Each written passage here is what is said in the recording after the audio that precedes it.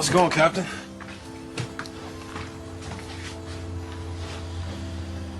You looking at my gut? No. Yes, you were. Well, I just took a little peek. I saw you. So What are you looking at my gut for? It was definitely a fun watch. I mean, obviously knew the videography was going to be really good, but I didn't realize that you had to actually portage and shit to get to that lake. Yeah, it wasn't Actually do work. yeah, it wasn't too bad. Victoria thought it was worse than I did, but I don't know. It wasn't too bad, but it was definitely more work than launching the Oh boat. shit. So, Yeah. It's got some good numbers on that video. yeah, it's taken off. I think it's added like 200 something subs and stuff, so it's So you're been tapping into good. the outdoorsy people that also like the musky aspect, I guess. Yeah. Well, I knew it wasn't like a quality issue or anything with our stuff, like because like in my opinion the quality's there. It was always like maybe the musky audience really isn't that big, and like we're just not tapping into like the general It's audience, you know Yeah. what I mean? So then it was like we did a video on Tor's getting her new bow, and we walked like through her setup, and it got like 15,000 views in like 5 days, and I'm like, pretty girl shooting a bow, talking about it. I'm like, yeah, I can see why people are clicking on that, you know? Yeah. So I'm Got like, that maybe we're gonna algorithm. find a different angle here or something. I don't know. So That's hilarious. yeah, That's too good. Well, yeah. for those tuning in now here, that voice you're hearing is Mr.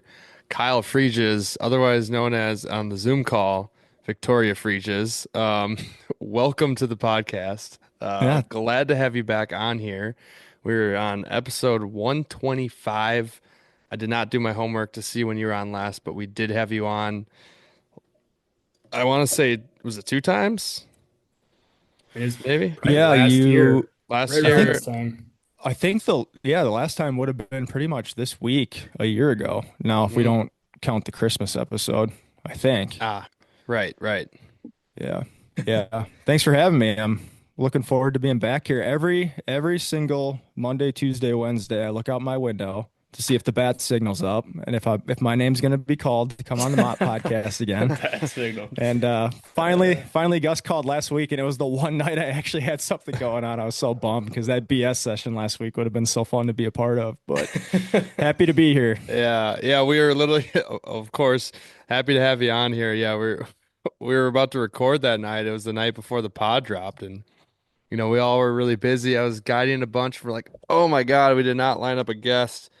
Quickly go on the phone, and I just call you. Like, I think we might have been recording, honestly, when I called you, possibly.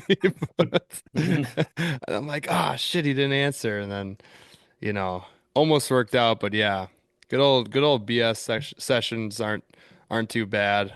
We enjoy them, but we of course want to have you on here and talk about a whole variety of stuff. Of course, we got the Beyond the Eight stuff on YouTube. Kicking out some bangers there. Got the Musky Battle coming up here, and I know you do a bunch of the filming and the editing and a lot of behind the scenes there. So we'll be kind of talking a little bit about everything. I don't know if you guys want something to start in particular. Well, first, excuse me, Max, Brian, got to introduce you guys on here. I'm getting way ahead of myself. Brian, how you Yeah. doing? All of a sudden Kyle comes on. We're just a nobody to you. This is Yeah. crazy. I'm doing good, man. I'm doing good. I got It's this good to big see this past weekend. weekend. Yeah, we had a big weekend, had a blast. I was gonna say, I gotta hear a little bit about this weekend you guys had. Yeah, it was a Yeah. weekend. We we had a great time. A couple nights getting pretty banged up. Saw our baby boy Jack get married. Big Um, beast. yeah, I had a ton of friends in town for it. A good amount of people from Minneapolis came over, and yeah, saw the two get married. Hit some bars after, kept the party alive, and paid the price Sunday. Hmm. Unfortunately for me, I don't think it'll be getting any easier this weekend. I've got a concert I'm Good going to Lord.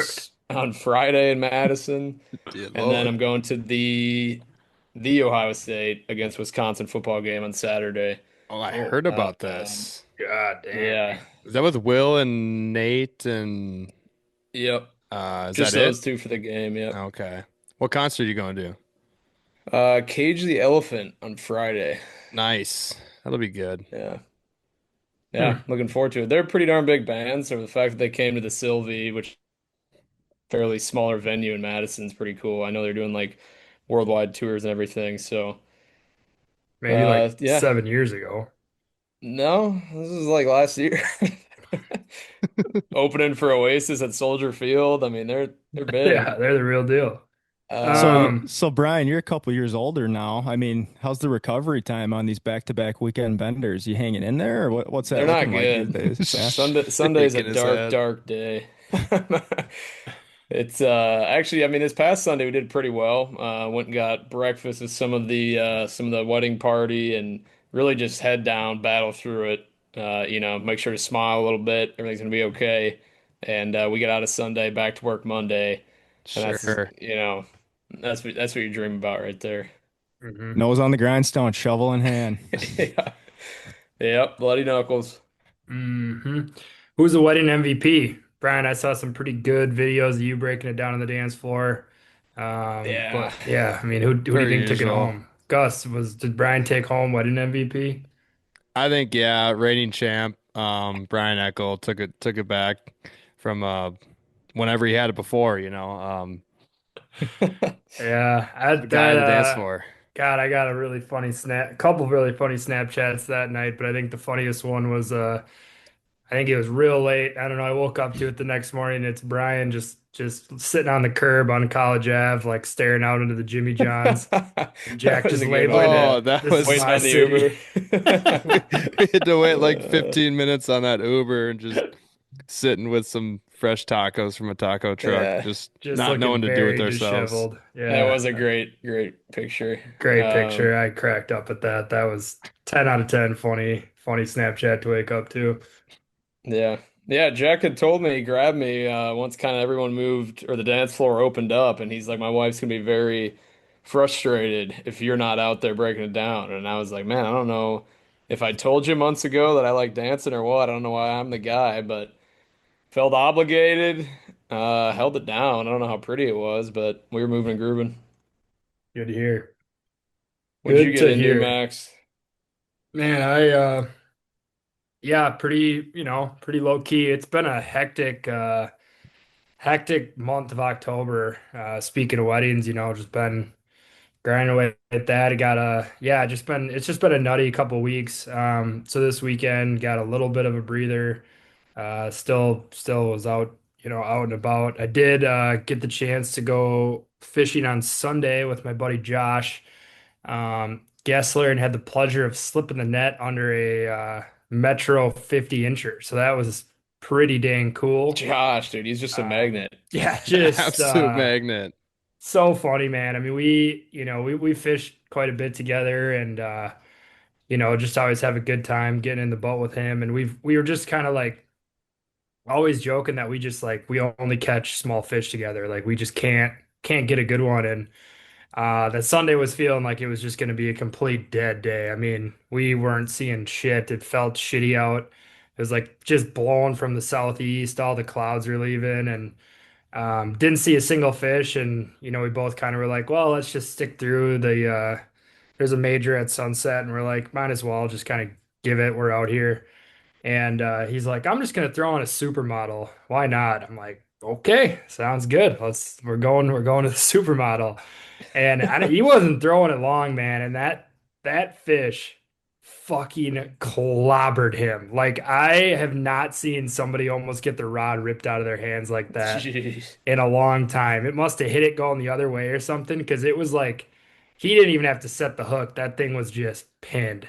And it fought like a very healthy 50-inch fish that has not been caught in quite some time.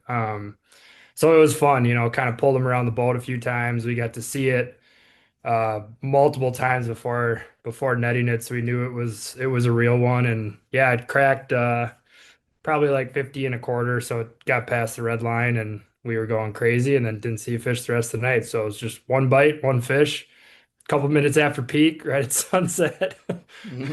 Pretty much how the Hmm. metro's been going the Tail, last like month or so. But that's the tale as old as time. Those crappy condition days always pump out yeah, giants, and just yeah, one Josh big seems bite. like we're friends on Facebook. I've never actually met Josh in person, but yeah, he seems like he's on a frickin' tear this year. So good for him.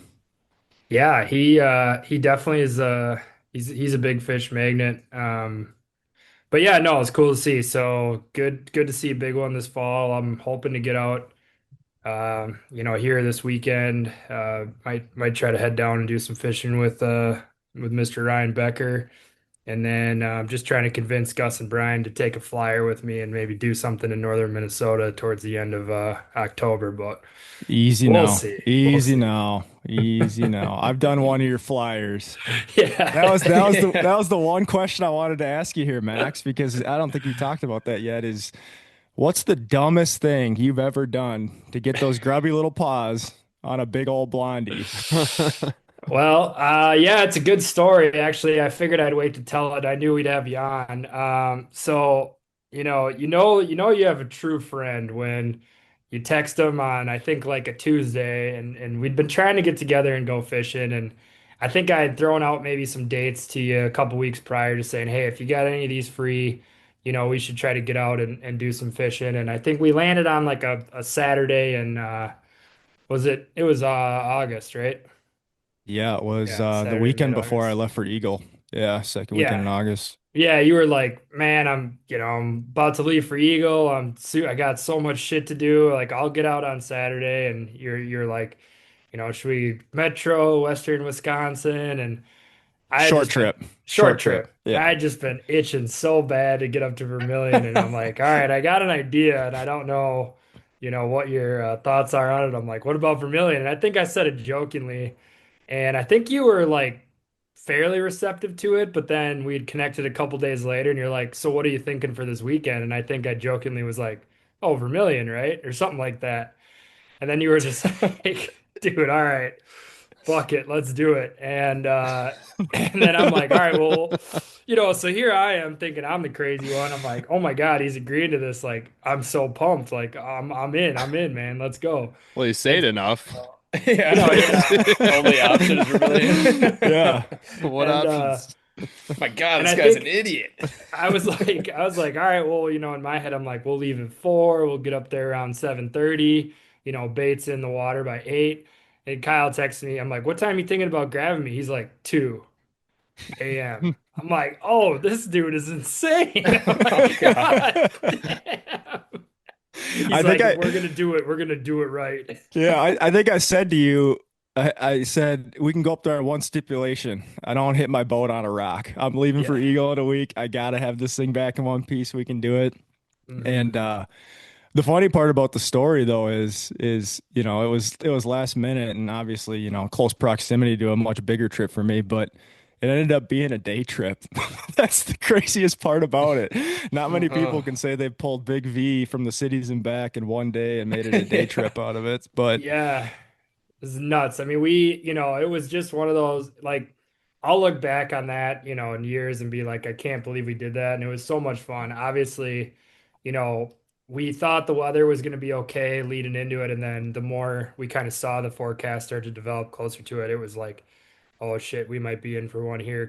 I mean, we did it. I mean, you picked me up at 2:30, I think, maybe in the morning, and we drove yeah, up. We showed up to the landing. It was just like, absolute crazy storms. And it was like, okay, whatever, it is what it is. We had to wait that out. And then it felt really good for about an hour and a half. And we, got to lay our eyes on one big, beautiful blonde vermilion fish. And then when those clouds cleared out and that air dried up and that wind got bad, it just was like, we should have just gone home then. It would, so, yeah. but it was still fun. Admittedly, when we were looking at the forecast, I was like, I just know this is going to be one of those post frontal days. Like that storm's going to blow through that night. It's going to be post frontal. But I'm like, I haven't fished with Max yet this year. I want to get out. I've never fished for million for muskies. We had some pretty good intel from some folks that were just up there. I'm like, what the hell? Let's just do this damn thing. Yeah. But I knew when we pulled into the landing and we couldn't launch for like 40 minutes, that it was going to be a tough day after that. And Yeah, yeah, and I it was, and like that's the risk you take on all these fishing trips. But honestly, we got to like hang out all day, chop it up, car ride home, just good sesh, just hanging out, and it ended up being a really fun day. Like it would have been sweet to catch a couple, but it's like you just take those flyers, and it could have worked out super well, and we'd be saying, we're the smartest people in the world for doing it, but yeah, we're I idiots. remember it was like what 8 at night, just about sundown, like getting closer to sunset, and you were pretty ready to go, and I kept sitting there. I'm like, we got to just ride it right till dark, and then we ended up pulling off, and we ended up pulling off early because the fish that Max was talking about that we raised on what like the I think it was the third spot. I think we Yeah, it fished was early that weed on. line right away, and then we fished a rock shoreline island point face, and then we went on the backside of that, and that's where we raised her, and that was a good fish. Um, but that was the only fish we saw the whole day, and we I tried know. tried everything. We threw it Everything. all at them, deep, fast, slow. Catching buck or fish on bucktails in October, like the Josh story from just a little bit ago. Like I kept saying to you, like somebody's got to have a bucktail on because in Minnesota muskie, you'll eat a bucktail Right. any time of year. They'll eat one under the ice if you can figure out how to throw it under the ice. Right. It's just crazy that Absolutely. they'll eat bucktails like they do. And we had nothing to go back on. And we eventually just looked at each other and we are like, let's just go home. So yeah, Yeah. big V up and back day trip. It What time kicked did you our guys get ass. home then? I don't even remember. Probably like midnight, maybe midnight It was one. I somewhere don't around there. know. Damn. So Yeah. yeah, it was a That is full a 24 hours. yeah, that's a crazy day trip. I was Eh, I was pretty tired when I rolled in because I think I had like an hour drive after I dropped you off. I was Yeah. Yeah, I don't know how you made it, man. I was, you were crushing it. You drove the whole way, and no, it was, I mean, you got to do shit like that every once in a while just to, Keep just yourself insane. feel alive a little bit. And Right. anytime like there's just something about being on Vermilion that it feels like, you kind of have that weird gut feeling that any cast you could just lay into a double nickel. So I felt good, honestly, up until probably like mid-morning, midday that day. And then I think too, like, it didn't help that we were talking to people that were also fishing, and they were like, oh yeah, we're going in. Like this sucks. yeah. Yeah. We're like, all right, it's tough up here right now. But Yeah, the wind kicked up too, and it was just bluebird skies and those like wispy clouds that are super high up there, and you're just Oh, like, there's Yuck. like maybe this could happen, like any cast it could happen, but I guess yeah. it'll be after sundown when it does, and we Hmm. just And it weren't was able to. on full moon, which this year for me has just been dog shit. I mean, I literally, it's been so bad on the day of full moon this year. I've fished, I think, S- every full moon. One good full moon for us up here. Yeah, I think I've fished September. every full moon, and every time it's been just zero. I always do better like off the moons, like not full moon or new moon, like kind of in between phase for whatever. There's like 3 days after full moon or new moon that is usually pretty good for me. And maybe that's just coincidence, but yeah, I normally don't get too excited about the moon phase. I know some strains of muskies are obviously more impacted by it. It seems like the Minnesota strain in particular is really heavily moon influenced versus some of the other strains that I've fished for. But I agree.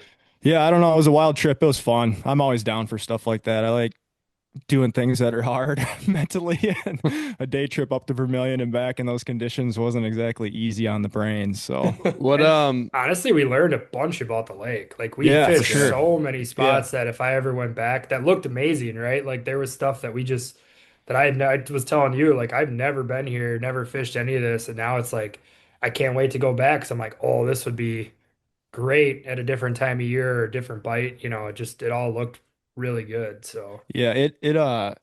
The way I would describe it is it's kind of like Eagle Lake on training wheels. Like the water is a slightly different stain.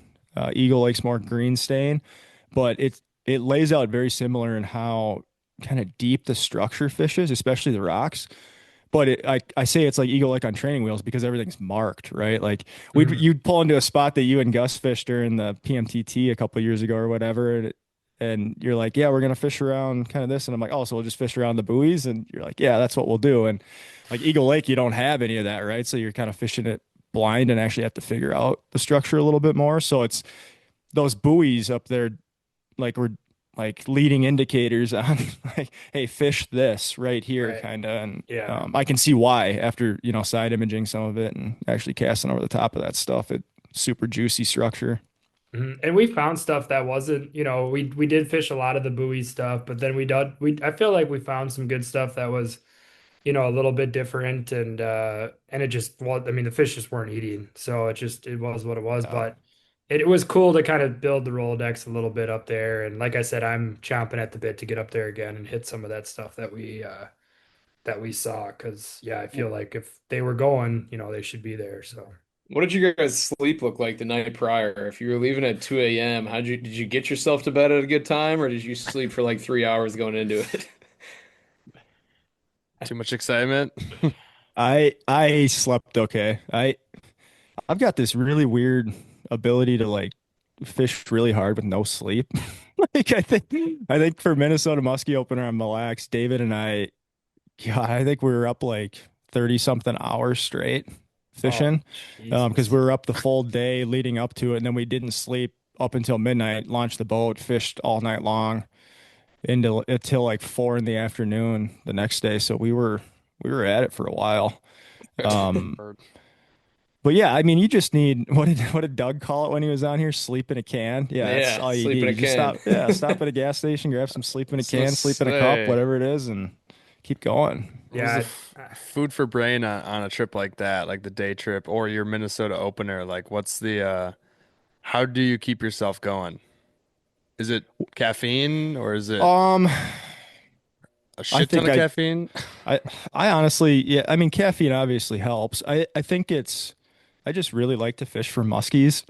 I don't know what it is. There's something about casting after dark that it truly feels like any cast can be good. Like it's so different than during the daytime when like you can see the clouds and it's wispy and high skies and whatever and it's going to be bad, but when it's dark you can't really see that. So you just feel like if they weren't eating during the day, they probably will at night.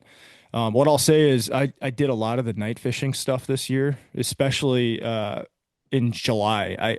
I did it a lot in July when water temps were questionable and stuff, and because you could find cooler water at night. And the hardest part for me was like I'm kind of an old soul, so I go to bed pretty early normally. But the hardest part for me was like probably 10 to 11:30. If I could get through that, I could go all night, no problem. It was Mm. just getting through that first wave of like, yeah, this is normally when I'm going to sleep.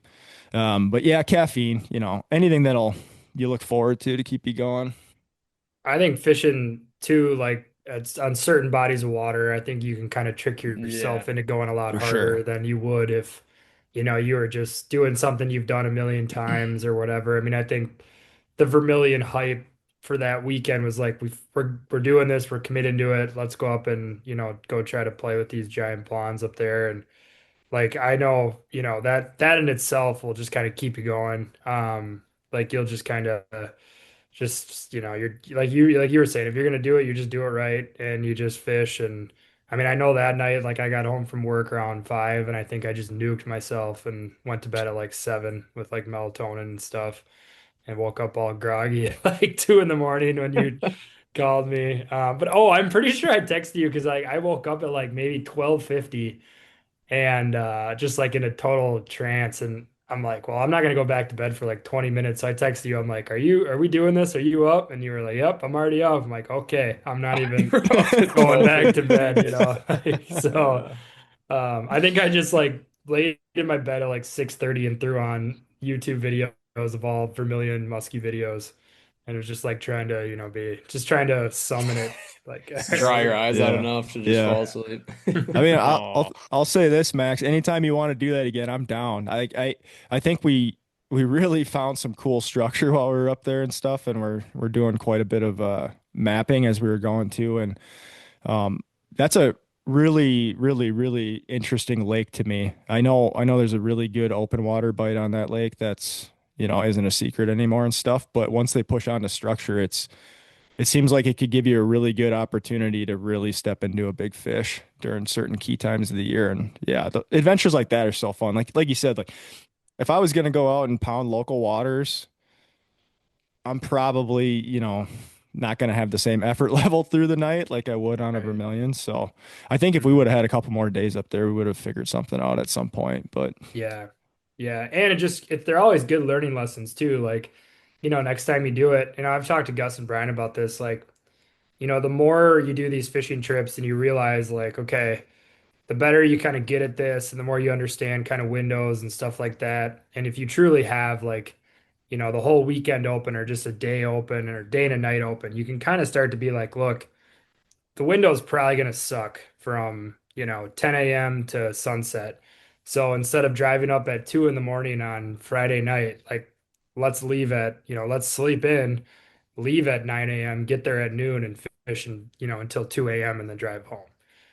That probably in hindsight would have been the better idea to do, right? So you just kind of learn from those things, and next time we do it, you say, okay, the weather looks great today, let's just do the same thing we did, or it's going to be a night deal, let's go up there and get there at 1 in the afternoon and fish, yeah, fish through the night. yeah, I think we had planned to fish Sunday too, originally. So the plan was to, sleep in the truck on Saturday night or get a room someplace or whatever.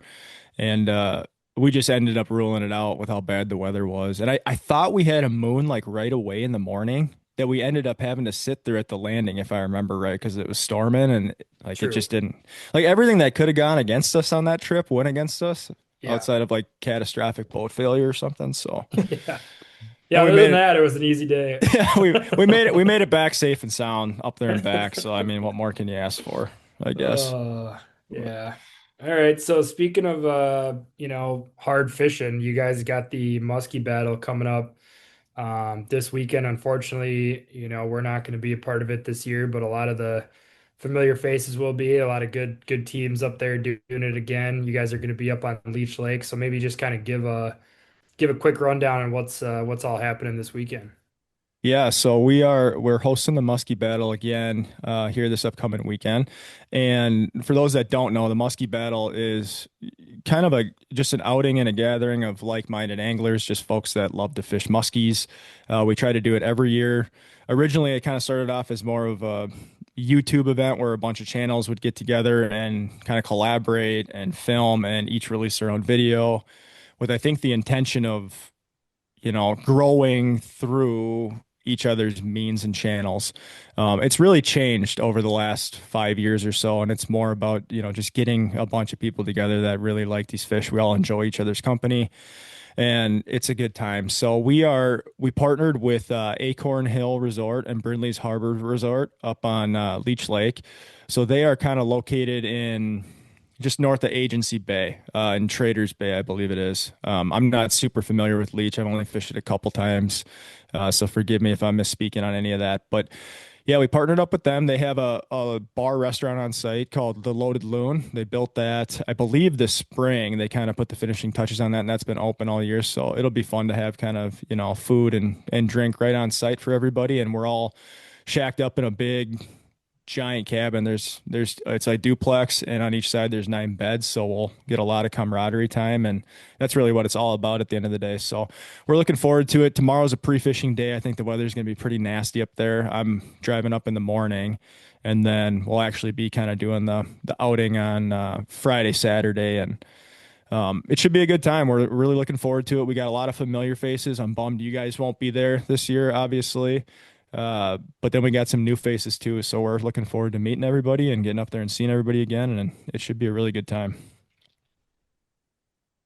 Right on. Absolutely. Yeah. It looks awesome. I did just look at the weather. Looked like you get a little bit of some Friday wind, quite a bit. But I Yeah, know you said you thankfully it's out of the west. It, okay. it was looking like it was going to be a south wind, and a south wind on Leech can be really tough with how that lake lays out. So thankfully it'll be out of the west. So I think we'll be able to fish most of the major weed beds and stuff without getting Okay. blown around too bad. But yeah, it'll test us a little bit.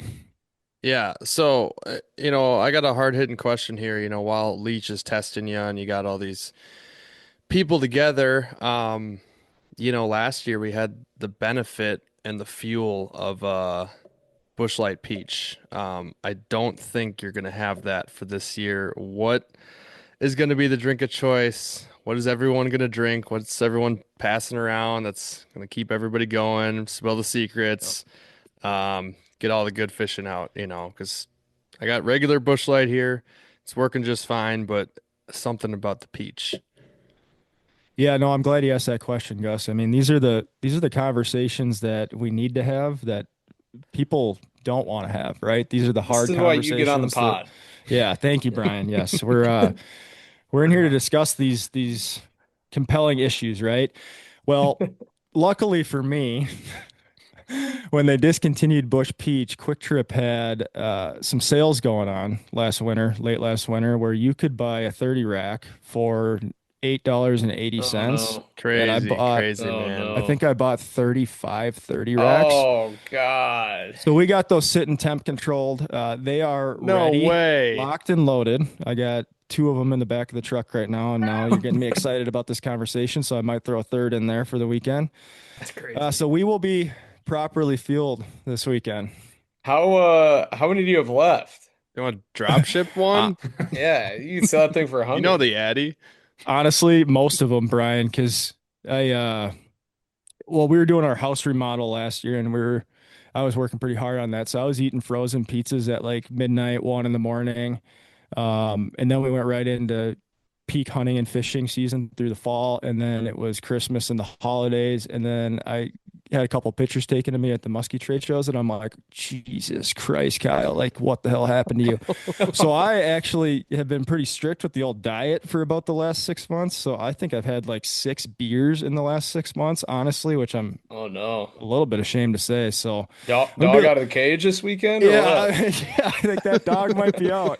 I think he might be out. So Oh, no. I got a lot of the peach left, which is good because we got hunting season coming up, and it just wouldn't be hunting season without sipping out of a blaze orange can. So And I mean, excuse my ignorance, but does beer go bad after a while, even if it is refrigerated? Not Bush.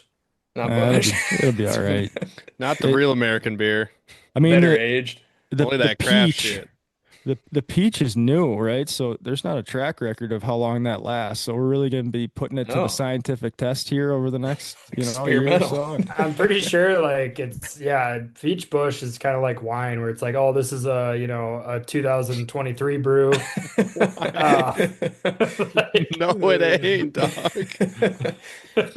Ooh, it's like, oh, tangy. this is a 21. Yeah, it gets gets better Stinks. gets better with age. We'll be Is it supposed to sting?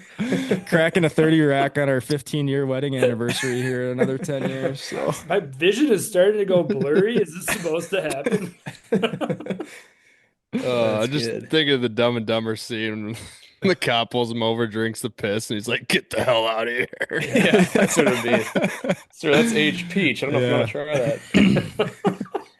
yeah, I don't know how long it's gonna last, Brian. I had planned on consuming it a lot faster than I have, obviously, but at $8, $9 a case, like, even if it goes bad, you're not out much. You're not out No, much. So. no, it's a hell of a deal. So, yeah. Yeah, and honestly, I could probably turn around and sell them for $50 a case right now as a good investment Seriously. opportunity. I So bet you could. I'd drive down and get one. So this year's battle, how many teams, how many new teams from last year? What do those all look like? yeah, so we have I got it up on my phone right now. We're gonna We've do got odds tonight. Maybe a winner and a loser. Winner in yeah, last we can place. do that. So we've got 10 teams. Ryan Elizondo from the Muskie Hunks and Lynn, I believe his fiance now. Shut up. They are they're gonna be Shut they're gonna be boating with Victoria and I, so we'll have 4 in our boat. Wow. Cheating again. You guys are Damn. just Yeah. cheating and loading it up, and Yeah, well, God. That's I'm trying to sick. take it easy on the teams this year. As you guys recall, last year we should have won the battle by an absolute landslide, hooking and losing Yeah. 2 fish. One of those may or may not be my fault that I can't seem to live down. So I am actually going to be just doing boat control and letting Ryan, Lynn, and Victoria handle the casting side of it, which may actually be better for us if I'm being honest. So I'm going to be running cameras and boat control stuff. But yeah, we've got what 10 teams. Familiar faces to last year would be Trevor and Lauren Cease, Mike Conklin's partnering up with Kyle Weeks, so former battle champ. Adam's not going to make it this year, so Conklin and Kyle are teaming up, which is dangerous. Obviously, Kyle's a big Conklin Lures fan, and Conklin makes Conklin Lures, so you can Just about imagine how that's going to wonder go, what they're right? gonna throw. Yeah, I think they'll have probably some pacifiers going, and maybe his new 8-inch pedigree. And then we got the Tinner boys again, as always, Let's household favorites, go. obviously Bryson Baylor. New boat now. New boat, yeah. New boat goofing. Yeah, I think this one they'll actually be able to leave in the water overnight. I don't think this one will sink, but I haven't actually confirmed that with Bryce yet, so more to come on that. We got Alex McLean, who you guys know very well, and Tyler won't make it this year, so Jace Logie is actually going to partner up with Alex, which is good. I haven't seen Jace since the last time the battle was in Minnesota, so it'll be good to see him again. And those two know Leech really well, so as we know from the PMTT, Alex knows his home water pretty well and can put together Yeah, pretty cool bites. So I'm might be the just going favorite. yeah, it might be the favorite. So Yeah. I'm gonna drop one of those Apple pods or whatever the Apple tags in his boat as soon as I get there tomorrow, and I'll know where he Pro is on the move. lake at all Pro times, move. and then I'll just follow him around and use my binoculars, the old school fish finder, to figure out what he's throwing and go from there. Turn the Which graphs is off. which is actually a trick I learned from David Dykowski on Mille Lacs for opener when I was fishing with him. So Is he just that's chilling and scouting The through water? binos. that's an old UP trick, the old binos. God, I could see him doing that, dude, sitting on his happy ass, just like, well, let me see what others are doing. That's what I'm Yeah. throwing. Bucktail. Yeah. So that'll be good. And then we got Mr. Charlie Scott and his girlfriend. I actually don't know her name. I haven't met her yet, so looking forward to meeting her. They're always in contention. We got my good buddy Jaime, who was part of our Lake of the Woods series from 2023, and then Cam, Mr. Cam, his good buddy, and my good Woo. pal Cam. So Cam spends a lot of They time know up it. in that area, so he'll know that pretty good, and Jaime knows Leech pretty good too. And then we got John and Ashley Holmgren, which will be good because I haven't fished around them since probably the last Minnesota battle. Now that I'm thinking about it, it'll be good to see them and shoot the shit with them for the weekend. And I don't think you've met him yet, Adam Flash. He's one of our Metro buddies, and Nick Johnson, and I think Nick is friends with Alex and Tyler. I've met Nick just briefly at Mille Lacs on opener, and then I've known Adam for a few years. So they'll be teaming up, and they'll be a good time. Adam is a super, super funny dude. Soft spoken, but man, he's got one-liners for days. And then Josh and Amanda, I think you say Manji. I think that's how you say their last name. And I haven't met them yet, but I'm looking forward to adding them. So we ended up being pretty full this year. So I know there was other people that have reached out, and I tried to shoot people messages, just saying like, hey, we ended up being full this year, and we'll reach out next year if we have an opening. But as you guys know, the way it usually works is each year when we lock in a new location, we'll reach out to all the former participants. If you've ever participated in the past, we'll reach out to you, see if you want to join, extend the offer to them first. If we have openings after that, then we'll extend an offer out to others who have reached out to us in the past. So some new faces, but yeah, it should be a really good group, good field. I think we will be opening it up to some smaller lakes just because not everybody has a deep V boat or a glass boat that can handle the bigger water. So there'll be some smaller lakes up around the area that we'll open it up to that I'm sure a few of these teams will end up sliding over to, and we'll probably spend time on Leech if I had to guess. I need to spend a little bit more time out there. Yeah, I'm thinking 10 boats on 111,000 acres should spread out pretty fine. Yeah, I think we'll spread out fine. Yeah. Depending on what the wind does, it may kind of congregate us a little bit, but Sure. if the fish are in weeds, those weed beds up there are pretty expansive. So I think we'll be able to spread out. And I know they push to rocks at some point this time of year up there. At least that's what I've heard. And I'm not sure if they'll quite be there yet. I think water temps are like mid 50s right now. So we're kind of in that purgatory period. I gotcha. So, Other than looking at a map, like looking at Navionics of Leech, I don't know a lick about it. I've talked to some people about it, and all people ever say is just it's really cool up there. Like nobody ever gives any specifics or anything. I don't know, but it looks dope. Like it's kind of, one of those fisheries of Minnesota that you guys look fondly upon. It's the Leech Laker. It's the Leech Lake strain that they want to preserve. Do you know any updates on God, who did we talk to last? Was it maybe Baylor and Bryce?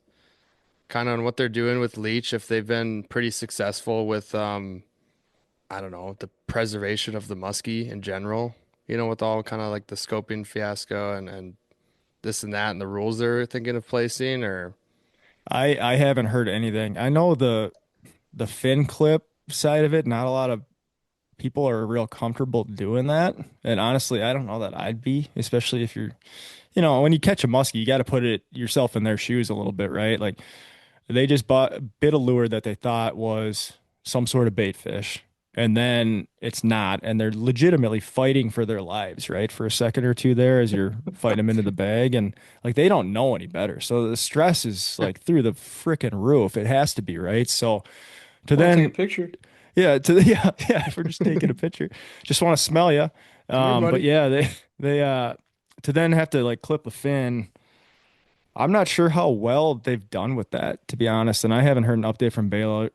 It'll be interesting to kind of pick his brain this weekend a little bit on what they're seeing there and stuff. I mean, there's a lot of folks that guide that lake really heavily that catch a lot of fish. I wish the DNR would figure out a way to partner with them to tag these fish somehow and just get like a mass scale study done on them. And you could do it almost for free. Like they're out there catching them anyway. They throw a pit tag in them or whatever and see. So I haven't heard much on it. I don't know. I guess what I'm trying to say is I don't know if the way we're going about it is maybe the right way at the end of the day, but I don't know that I have a better solution either to the Do you have problem. a scanner? I don't. I need to get one. I really do. I think Gus sent me a link a while back Yep. when I asked him kind of what the club was Amazon one. giving out and stuff. Yeah, I need to get one. Yeah. No, they work great. They're the cheap ones. You got to just put a waterproof bag around them. Um, but you like can I mean our biologist actually came to talk to myself and a bunch of local guides about it this year when we kind of were given some scanners, and he showed off like $1,000 one as opposed to this cheaper Amazon one, and they pretty much read within the same distance. So I don't know if it's got memory or whatever. It's it is what it is, but no, they're great. It's been awesome. Found some tagged fish here in northern Wisconsin. They put a lot of tagged fish in the Eagle River chain, and um, myself, Clayton, some local guides found some tagged fish. So we're hoping to find some good information from these, and they want to see this, and then sooner than later we're probably going to start doing some sort of pit tagging ourselves. I know those guys in Green Bay are going crazy. I mean, they got like God, I think it's Kyle Karski, if that's how you pronounce his last name. I want to say he's tagged uh, hundreds, possibly just this year. Our He's a buddies hammer. Kyle and yeah, Jamie and have tagged some. Actually, was in the boat with Clayton and Jamie when we tagged one in the Fox, and it is extremely easy. If you have two people, it's extremely easy. With the three of us, I actually just was on the camera. I was just taking pictures of it because it was kind of cool to see and got those pictures too. I don't know what I'll do with them, but they're cool. Yeah, I don't know. I don't know what the right answer is. I mean, pit tags are good if the fish is recaptured and you can pull data from it. I'm not sure exactly. I don't recall. Do you guys recall what Baylor is using to tag those fish that actually like reads when they're within a certain distance of the receiver? It's like a sound sonar thing. I mean, Yeah, I'm I not. don't know exactly what it is, but I was just thinking of him when you guys were talking about Leach. It's be cool to have him on next summer when he gets like a full year of his research in and can kind of, you know, swift through the data and actually draw some sort of conclusions from it. I don't know if he was, I don't remember his number, the amount that they had placed there, like sonar tag thing in. I don't know if they're trying to get as many as possible, if they're stopping at a number, but be cool to see their just even their movements across that giant lake over the course of fall and winter and then spring. Be cool to see. Yeah, I think it's pretty. It's been interesting because the some of the sidebar stuff he's mentioned in the battle chat or even on your guys' podcast, it seems like these fish move. Like, yeah, there's resident fish Yeah, and stuff, but a man, lot. those leechers love to hunt and chase and travel. It's pretty wild, but yeah, I don't know. It just seems like musky anglers are so passionate about this fish to the point of insanity where they're willing to make day trips up to Vermilion and back from the Twin Cities and south of the cities even. And you think you could leverage, the folks that are on the water to help with a study, and I'm sure a lot of them would be pretty willing to volunteer and do that. And I'm not sure what the right answer is. I think the biggest concern, obviously, with just modern technologies and stuff is at some point it outpaces conservation. And regardless of, whether it assists in helping you catch fish or whatnot, if it does and fish are getting caught at a higher rate, regardless of depth, there's an inherent mortality rate that comes along with that. And on a body of water like Leech, like Gus, I think you laid it out nicely. It supplies the state with our stocking program. It's a naturally reproducing body of water, and it needs to be, cherished and treated fairly and well, for that matter, or else where are we going to be in 20 years? So, I mean, it just seems like there's a lot of guys out there guiding it all the time that if we could leverage them somehow to get better data faster on some of this stuff and put some of this to bed, because I'm not going to sit here and say whether or not we should ban technology or this or that. I think we're getting to a point though where the equipment's so good, whether that's your gear, your boat, your electronics, your ability to find information, whether it's this podcast, my YouTube channel, the internet in general. I mean, Cripes Chat GPT will pretty much tell you every lake that's ever had a muskie in it if you want to use it.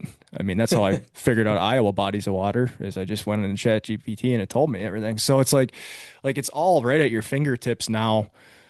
At what point does that outpace the fish, right? I think that's the ultimate question here. And I don't know that I have an answer today or will have an answer. And it just seems like if there's a lot of guys out catching fish every single day and making a living doing it, a lot of them I think would be pretty willing to volunteer and help out with a study that would get us information a lot faster and allow us to make decisions in a timely manner about some of this stuff, so we don't lose some of these naturally reproducing bodies of water. Because if we have to start Yep. stocking leech, I mean, what happens then, right? Will they ever naturally reproduce in there again once they're stocked? I It's don't know, right? Like, and I have even more concern for some of the Canadian waters that the ministry up there likely won't even give them stocked fish until the population's almost completely gone. So it's like they're at risk too. And um, I'm not saying it's a technology thing or anything like that. I just think there's a lot more people doing it. Our information's a lot better than it ever has been, and it's going to lead to higher catch rates, just straight up. Yeah, that's the scary thing ahead, but I don't know. I mean, that's the endless debate. No Yeah. right answer right now of like how do we put a cap on technology? How do you govern it? I mean, whatever Yeah. the evil thing is that's going to be coming into play. But I mean, this weekend I've seen in the battle chat a little bit. I mean, obviously, last battle we all had a rough time. It was turnover or on the back half of turnover, I think. This year, some of the guys were saying that Leech won't turn over. Maybe some of the smaller bays will, but I don't know your experience out there. But what's kind of your game plan this time of year, this weekend? 50 to 55 degree water, somewhere in there. Yeah, probably right in that range. I think for us, it'll probably be I I've spent like no time on that lake, so I've gotten some intel from some buddies on what I should be looking for and where I should try and stuff like that. So we'll figure it out. But the game plan is, as always, is boat control's number one, because boat control will catch more muskies than anything. So we can't fish the wind blown side of the lake, right? Most likely if we got 25-mile-an-hour gusts, so that'll kind of limit where we go. But I would think you're going to be able to find fish pretty much everywhere right now. I think there's probably fish in open water. I think there's going to be fish on the rocks, potentially early rocks. Meaning, fish are starting to slide in there and they're not all there yet. I think if there's green weeds, they'll be fish in them. And I think there's probably going to be fish on the sand, especially in the mornings. So I think they'll probably be pretty scattered. If I had to guess, given the wind direction stuff, we'll probably fish weeds, would be my guess, to kind of start things off. But we'll maybe scan some sand as we're going along the way to see if we can't mark any on the sand and stuff. But yeah, I don't know. It'll be kind of a learning curve for me out there, being it's my first time, but it's a good body of water. There's a good population of muskies Yeah. in there, and we'll stumble into it. And as you guys know, folks at the battle are pretty good about sharing intel with one another. I mean, everybody wants to see people catch fish and stuff like that. So hopefully folks will be willing to share kind of what they're seeing and what's working for them. Max, where did you catch that fish up on the shallow sand? Was that Tonka? Yeah. Yeah. So I don't know. I mean, you had said like you could see him that sand bite continuing, into the fall, late fall. I don't know if Leech has a similar bite to that. Like you mentioned, Kyle, maybe just in the mornings. But I don't know if those fish in the fall, colder temps are kind of migrating even shallower than just like break lines. Yeah, it'll be interesting because we kind of had the traditional fall cool down, and then it got hot again, and now we're like back in the cool down. So I don't know if they'll transition onto the sand like they would in late August, early September. Mhm. So we'll check it all. I think folks will be the ones that are pre-fishing will hopefully share some intel with the group on kind of what they're seeing out there and stuff. But I think when a fishery has good cabbage, green cabbage, it's always in play as long as it's still green. So I think that's where we'll focus a bunch of our time, at least early on. And if we're not seeing fish in that, then we'll make the decision to move, assuming the wind allows. Yeah, Yeah, that checks out. that makes sense to me. I mean, I have no Minnesota fall expert by any means, but in our short time that we have fished any type of Minnesota water in the fall, all depths have come into play. We've imaged them and seen them with our eyes in 2 to 3 feet of water, and basically end of November. Um, I don't know if it's more of the importance of finding like your packs that you want to go after, and then hope that they don't move around a little too much, depending on what they want to chase. I don't know. I've seen so Leech has the big Walker Bay that's super deep, and then the main part has some deepness. It's got Cisco's in it, like some pelagic bait fish. I know the main forage, isn't it perch Yep. mainly? Yep. Yep. So perch pods, that'll be important. Like here, there's a lot of perch that push into God, 2 to 8 foot weeds a lot in Wisconsin, for a majority of this like back half of the year, but I'm sure I'm sure throwing like a big old flaptail or something will get you a fish or two. I feel like that like 50 degree that mid 50 degree mark is still like prime super slow top water, hog wobbler, flaptail, walk the dog, something like that. If you can find something halfway calm or maybe rolling waves, man. I've seen some videos of some people catching some big Minnesota fish and damn near white caps on top water. Yeah, I think the rules for bucktails with Minnesota muskies also apply to topwater. They just eat it all year round, regardless. Like when we were on Mille Lacs, David and I we were fishing and we were kind of crossing paths with Doug's boat on a weed bed, and David shouted out like, "How many you get?" And they were throwing big topwaters on opener and catching fish on them. That's what Like he was saying. it doesn't make any sense like how that works, but yeah, I guess that's the way it goes. And then the couple guys in our group that caught him on opener, we caught him on 10-9 blades, moving them pretty quick. And it's like, I think they'll eat whatever they want to eat when they want to eat. It'll be interesting to see kind of what they want this weekend. But yeah, I'm sure we'll have a top water and a bucktail going and probably some rubber going in our boat. Yeah, wind out of the northwest. I just looked on Saturday, so I think you might still have to trek through quite a lot of water to get to the leeward side of the wind. So maybe in the morning Yeah, it'll be laid down for you, but it'll be it'll be interesting. Yeah, hopefully in the mornings things are a little slower, but man, in the fall it just seems like it's windy all day long. So I don't know. We'll see. We'll heard we'll make the that. best out of it. It'll be fun either way. And yeah, the fishing's, you know, kind of just the cherry on top to everything else Yeah. that goes on as part of the What's battle. So what's because obviously you guys will be meeting up for food, drinks, whatever. I can't remember from last year if you're doing the same thing. Are you doing dark to dark as the hours, or you got set hours We for it? haven't actually confirmed anything, but yeah, it'll probably be dark to dark, something like that. Maybe cut it a little short just so that, we don't gotta risk somebody getting stuck out there or something in the dark. But yeah, it'll be very similar to last year. We'll keep things pretty status quo again. Sweet. Yeah, looking forward to that video. Last year you didn't have a ton to work with, and it was still a sweet video. So hopefully Right. you guys get a t ton more catches this year. I know. I think back on all the fish that ate and got off last year. Like I think Gus, you and Max had what, two or three? Like Two Max losses, went yeah. to set on and yeah, we had two hooked and lost one in the bag, literally in the bag, lost Yep. it. Yeah, it was in the bag. And then Yeah, you mentioned that net job, man, and it's like if other people and you guys would have caught fish, that net job would have just been I lost know, in, just a little I know. blip on the radar. It just happened to be the freaking highlight of the video, you know? That's what screwed you. Yeah, first off, I never in a million years would have expected I'd ever appear on Keys Outdoors, but I definitely didn't want that to be my debut. Yeah. Was that going through your head? No, I'm just Yeah. As you're Yeah, sticking the net in. so, yeah, Oh just God. 30,000 views or whatever that got, and I botched the net jab on the tournament winning fish. So I mean, I'll say this, man, it just really isn't that it's not that big of a deal, you know? Nah, it's Happens just to a yeah, everybody. fish. yeah, Just a fish. yeah, totally. And the thing is, it can Yeah, happen to anybody, tournaments, you know? nets, And whatever. Never happened to real Max. realistically, I have seen some videos of people with the worst net jobs ever, and that fish ends up in the bag.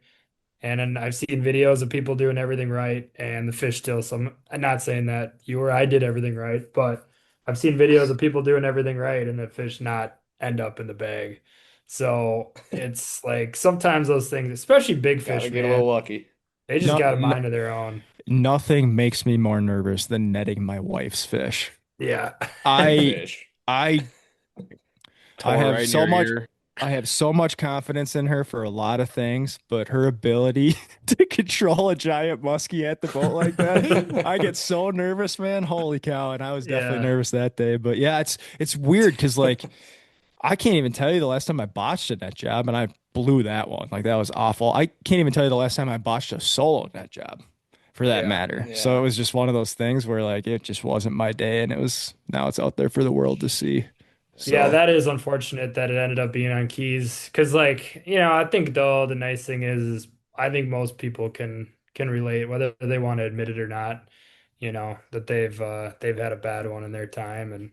And sometimes even the worst ones, like I said, end up working out just fine. And then you're like, oh, well, it wasn't a bad net job because the fish ended up in the net. You watch the video and it's like, you know, everything could have easily gone wrong with just one different head shake or whatever. So, what I should do is test the algorithm and drop that as a short form video just to oh, see how much dude, hate I can get on it.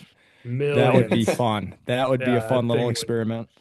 We've joked That's the that, trick. yeah, we've joked that on Facebook, if you want to have a viral video, just have some little point of contention, a lost fish, something that people can like say like, "Oh my God, you suck," you know? But you'd have to That's People the say love thing. that. you'd have to claim that like you did nothing wrong and just be like my fishing partner didn't pull the fish into the net and Yeah, then just a really let short people tear caption. you up. Like, what are you Yep. talking about? That would be Yeah, good to like, see. oh man, like all the videos, Gus, that you've had that actually like have done huge numbers, always feel like it's something that's gone Yeah, I wrong. really haven't posted like that many fish catches on on my Instagram and Facebook. Just throwing in some losses. Like I kind of want to get a couple extra followers, so screw it. I'll take the hit and then post a couple pictures of I And was just get actually absolutely catching. reamed. Yeah, it's like let them have it. Most of these people probably won't won't book or whatever, but it's freaking funny. People love to hate. Yeah, they love that stuff. It is funny too how like the the unsuccessful stuff just seems to resonate and really get pushed into the algorithm. So I probably should drop that on the 1 year anniversary of missing that fish. I think that would probably be a good time for that. So Hell yeah. Yeah. I'd have to relive it. Yeah, Flip the no, script that's this year. Yeah, yeah, What's right. I what mean, some big ones we were probably just are gonna fall this talking. weekend. Yeah, you hope. We were just talking right when you came on. Your latest YouTube video really got some traction going. Upwards, I think, of 25,000 views so far.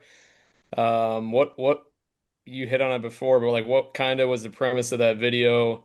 Maybe why did it catch some eyes, more eyes than some of your videos in the past? I mean, all your videos have been great quality and good content. So, is the channel kind of shifting into like a sector of musky fishing or just outdoors in general?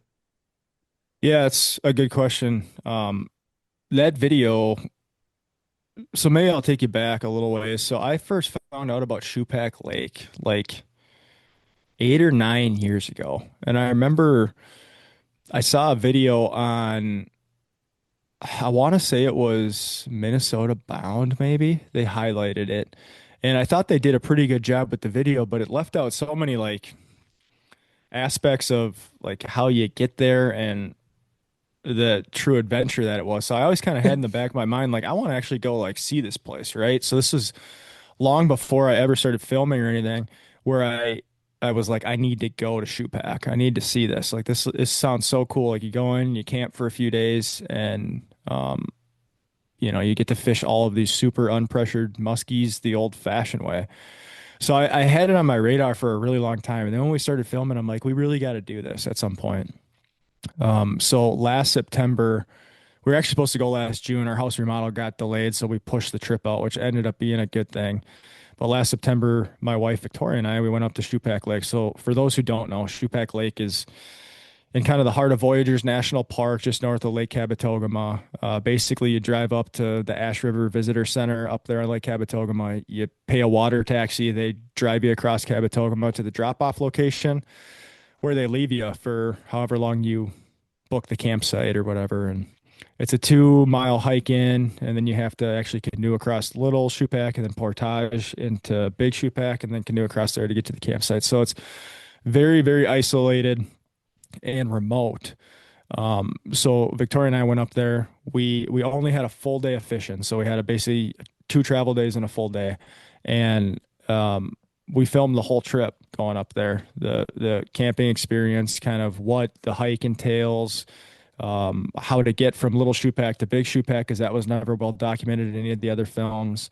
And throughout this video, we tried to highlight uh, kind of the history of Shoepack Lake and the Shoepack strain of muskie. It's a completely unique strain of muskie. There's no rivers that connect to it. They're completely enclosed in this body of water. And the Shoepack strain was actually used in the early stocking efforts of Minnesota's muskie management program because of their abundance within the Shoepack Lake. Like there's thousands of muskies in this tiny little 300-acre body of water, and they reproduce really well, and they're hyper aggressive, and they're stunted in size. They're not big, which, as we all know, and social media seems to indicate all the time, like big fish are all that seem to matter at times. And this strain was used in the Minnesota stocking program for years and ultimately was pushed to the side because the fish just didn't grow big. So they weren't sure if in Shoepack these fish were stunted because an overpopulation, a lack of a high fat forage base, a lack of deep water. Like there's a lot of factors that go into building really big muskies, obviously.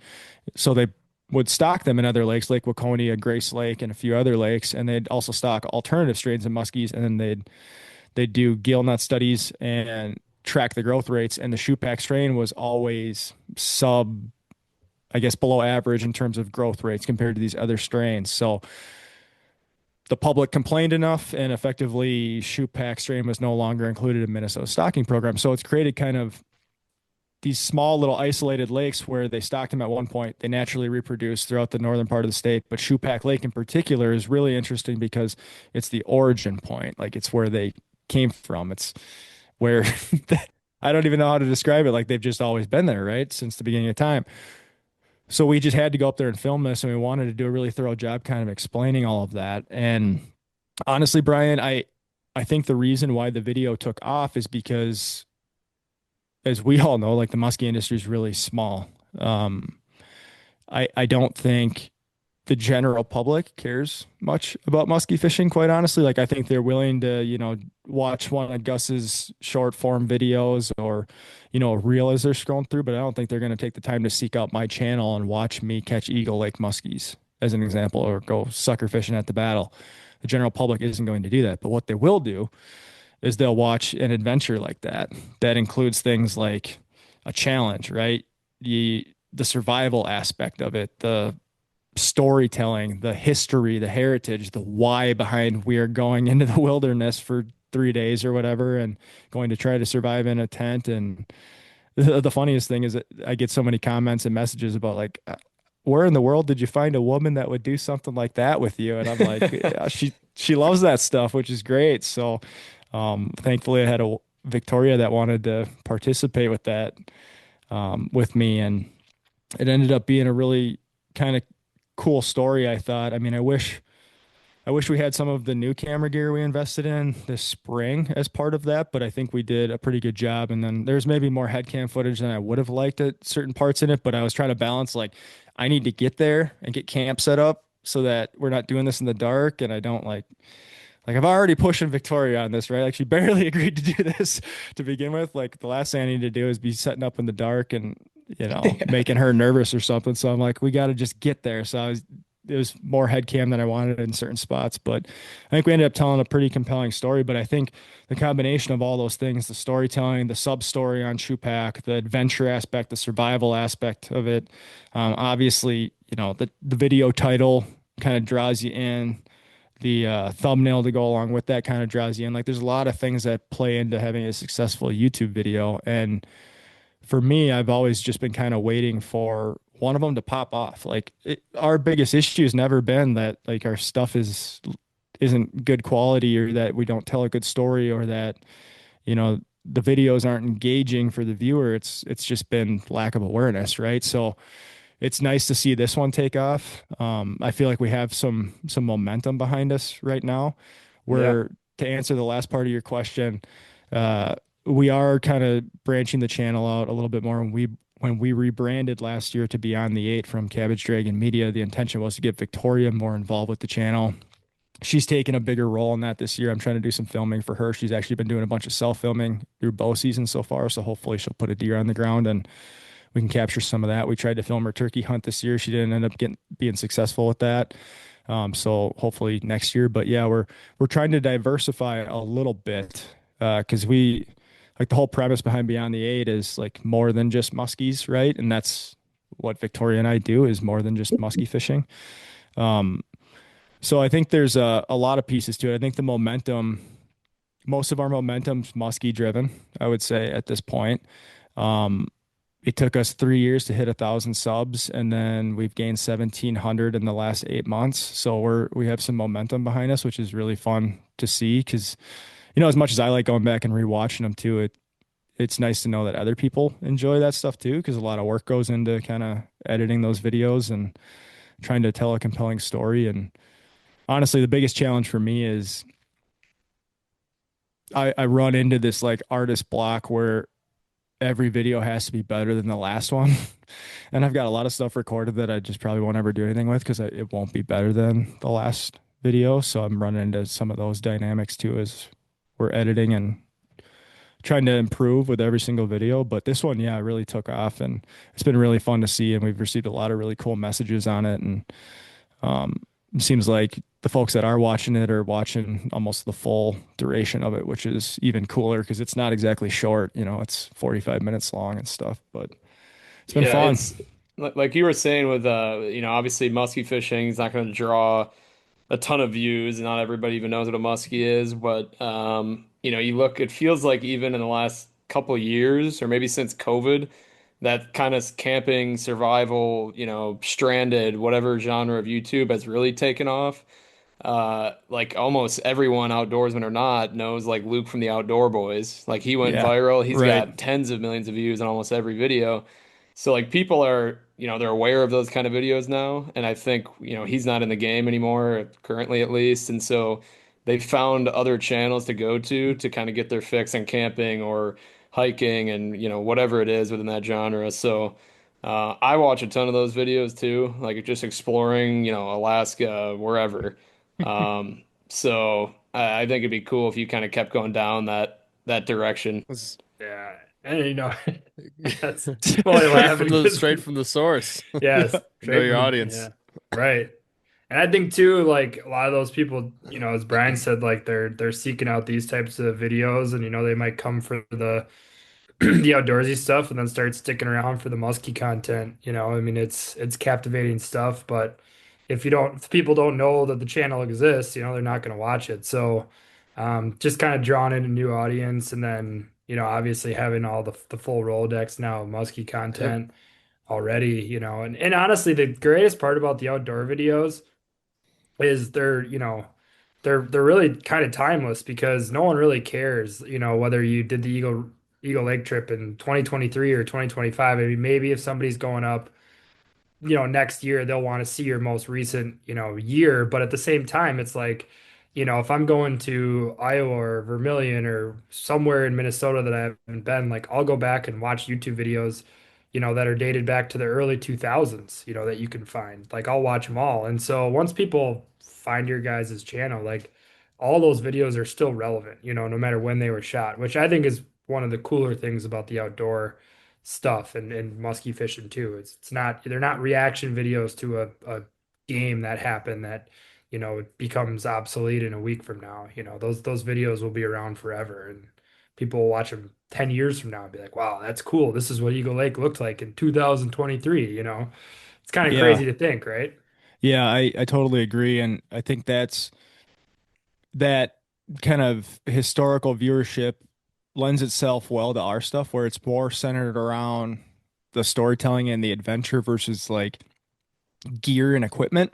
If Yeah. your channel is very focused on gear reviews or like showcasing stuff, there's nothing wrong with that, but it gets dated, right? Like all of a sudden there's the next new bait and then nobody's watching the old stuff where like to your point, Max, like our stuff is evergreen to a certain degree in terms of, folks can watch it at any given point in time. So I think that's really cool. But yeah, Brian, I want to do more of that stuff. Like I've always been a person that I really want to challenge myself. Like that's probably why I like musky fishing is it's really damn hard. And then I got into the video side and I'm like, well, I'm not content with just being okay at this. Like I want to be really good at this. And I've spent hundreds of hours learning about how to properly frame a shot and how to light things properly and S-Log 3 and how to color grade Sony footage versus Canon footage and like all this stuff that's just like so super hyper technical, but it makes a difference in the videos. And what I'd like to do more of on our channel is that like hunts that are hard. Like I want to train to go out in the mountains and try to kill an elk with a bow or film Victoria doing it would be even better. Like I don't need to kill an elk personally. Um, would I do it if I had the opportunity? Absolutely, but I'd rather film her do it. Like that's what she loves to do. So like I'd love to do more of that stuff. And she actually just had somebody on her podcast tonight who a younger gal who did 16 days out in the mountains solo and killed a giant bull elk on day 16 with her bow. Like just like stuff like That's that is just What? is so cool to me. Like that like truly pushing yourself to the limits. And that's I think is really fun. And that's part of what I like to exemplify and like how I handle musky fishing. Like Max, you kind of saw it firsthand with the Vermilion trip. Like that was a long day, but it pushes you and it makes you better the next time. So, Yeah, um, well, it just puts everything into, perspective when you get to do these trips. Like they're not all going to be bangers, but when you come across one that is, it makes it that much sweeter, and that's definitely, and that kind of that's a much broader discussion with musky fishing, like on why you actually want to go out there and catch these fish. Is typically, I think most people do it because it is really challenging and it feels really rewarding when you do it. And that's kind of the allure to the sport. And, maybe not everyone feels that way, but I know, people in our tight circle certainly do. And a lot of people that we chat with here on this podcast feel that way as well. And that's why I'm always, so drawn to your videos. And it's just because, like, I think it does a good job at, capturing that aspect of musky fishing, which is cool. And that's why, like I said, yeah, I like watching the stuff. I mean, even those Eagle Lake videos, like, you can tell when you're talking about it, like, yeah, I've been up here, I'm trying to figure out a bite. I've had slow days and you're kind of going through that. And like, I think that stuff it's fun to watch because you're kind of watching somebody in real time, like try to piece it together. And it's not just hey, we showed up and look at this, we got a fish in the net. And, that can certainly happen, but the reality of it is like, man, a lot more times you're going to go out there and for a lot more hours than not, you're going to get your ass kicked. And it's cool to watch videos that kind of encapsulate it. I know we bring it up all the time, but I think, that's why Keys has had a lot of success is because he has been able to show the true like start of a weekend to the end of the weekend. And everyone that's done those musky weekends know that it's like, there's a lot of hard shit that happens in between, and that's kind of what makes it awesome, honestly. So, it's yeah, a lot. I mean, that's a pretty broad discussion. We could go a million different ways off of that, but just had to say that, I guess. Yeah, no, I agree. I think there's something engaging in a video that takes you along for the full journey. And Keys has always been an expert at that. Like he and I were talking at the Wausau show a little bit, because we got to know each other at the battle last year a little bit, and he's been almost like a mentor to me ever since then. But we were talking about like what is the true like viewership opportunity in the muskie industry, and I kind of said to him like I'm like, if you're talking about boat content where guys are going out, using modern electronics, big glass boats, stuff like that, filming content like that. Like Keys, you probably got it tapped. Like if we're gonna be honest, like Yeah. 30,000 views on a video, like you probably got it tapped. And he's like, well, why does fly fishing? Like you go watch Wildfly. I don't know if you guys have seen their channel. Awesome, awesome, super high quality Yep. content, like Hmm. great storytelling. What makes them so different from this is like the average guy can go into a fly shop, buy some waders, buy some flies, buy a fly rod and some line, and go walk the same streams that guy did, right? Hmm. Where like not everybody can afford a glass boat with a 300 on the back and all of that stuff. So like instantly you've pushed a viewership out. There's also something too, not everybody, like the masses don't always want to be challenged, right? And like there's a lot of people that would never even consider fishing for muskies because of how hard it is and the gear that's required to get into the sport, right? So there's limitations and roadblocks to entry or barriers to entry. And with fly fishing, you don't have that. Like anybody can do it. It's public lands. You can walk these streams. Like, with enough know-how, you can probably be pretty successful pretty quickly at it. And that's what draws people in. It's just like when the truck camping stuff really boomed like 5 years ago, and like I think Mav's channel is a good example of that, where he's got a topper on his truck and he made a bed in the back and a place to cook and stuff, and like he's getting millions of views on all of his videos. It's because anybody could go do that in theory, right? You could buy a pickup and sell your house and go hit the road for a year. And I think there's that element of relatability. So to tie it back into the shoe pack video, like it's relatable. Anybody can go up there and pretty much do what we did without significant financial investment necessarily. I mean, the gear we brought was way oversized. If I was going to go back, I'd bring bass rods and, smaller bait casters, lighter line and smaller lures and stuff. And you probably wouldn't even need the landing net. I wanted to just to make sure we could handle the fish well because I didn't really know what to expect when we got up there. Um, so you could do it much easier than we did, but it's relatable and it gives people the opportunity to, maybe do that for themselves, I guess. So I think there's a lot of things that lead to, a compelling YouTube video and but I think relatability is probably the biggest piece, which is what we've always tried to do with our stuff is like let's just keep it real. Like, if Levi and Victoria are brand new musky anglers, like let's not shy away from it. We don't need to act like experts. Like let's teach people what they're learning along the way as they're learning. And I'm not an expert by any means. So if I'm learning something, like I'll tell people that right away too. Like it's working for me, and I think this is why, and this is how we're approaching the structure and all this stuff. So I think stuff like that helps with viewership too, just keeping it real. And that's what we're gonna try to keep doing, I guess, on our channel. Cool. Yeah, relatability definitely. I think you hit on the head there. Um, How's Victoria's podcast been going for her? When did she start that again? Was that Yeah, so she started it back in January, end of yeah. January. It's called She Goes Beyond, so kind of a play on our Beyond the Eight channel, and it's a podcast that's entirely dedicated to women in the outdoor industry. And from from my seat, I've been so impressed with her on it. Like she's so smart and she's such a hard worker and she's got such a strategic mind with stuff like this, but she saw a gap in kind of the podcast world where there's a lot of podcasts that'll teach you how to plant food plots for deer, or how to hunt whitetails or hunt elk or fish muskies or fish walleyes or whatever, but there's like nothing that was a spot for, women in the outdoors to go and kind of share their stories and what they've learned and hopefully empower other women to get into the sport. So she started that back in January, and from my seat, it's going extremely well. She's had some really, really, really awesome guests on there. That's a It's big actually guess. I've really, seen their yeah, Instagram. Like, holy shit! Like these are some yeah, big and women in the game here. and similar. Like I would argue, she's putting out really high quality stuff. Like she does a ton of research ahead of time. We try to use really good audio equipment for that. She records videos so she can drop reels. It's just she's in the same spot I kind of am with the YouTube channel, where it's like the thing we need now is awareness, right? Like the masses need to see it kind of. So yeah, she's had some really big individuals on there. She's had Sarah Bomar, Jesse Baker was on there early on. She's had Taylor Drury, who's a big name in whitetails. She just had Maggie Carcello on this week.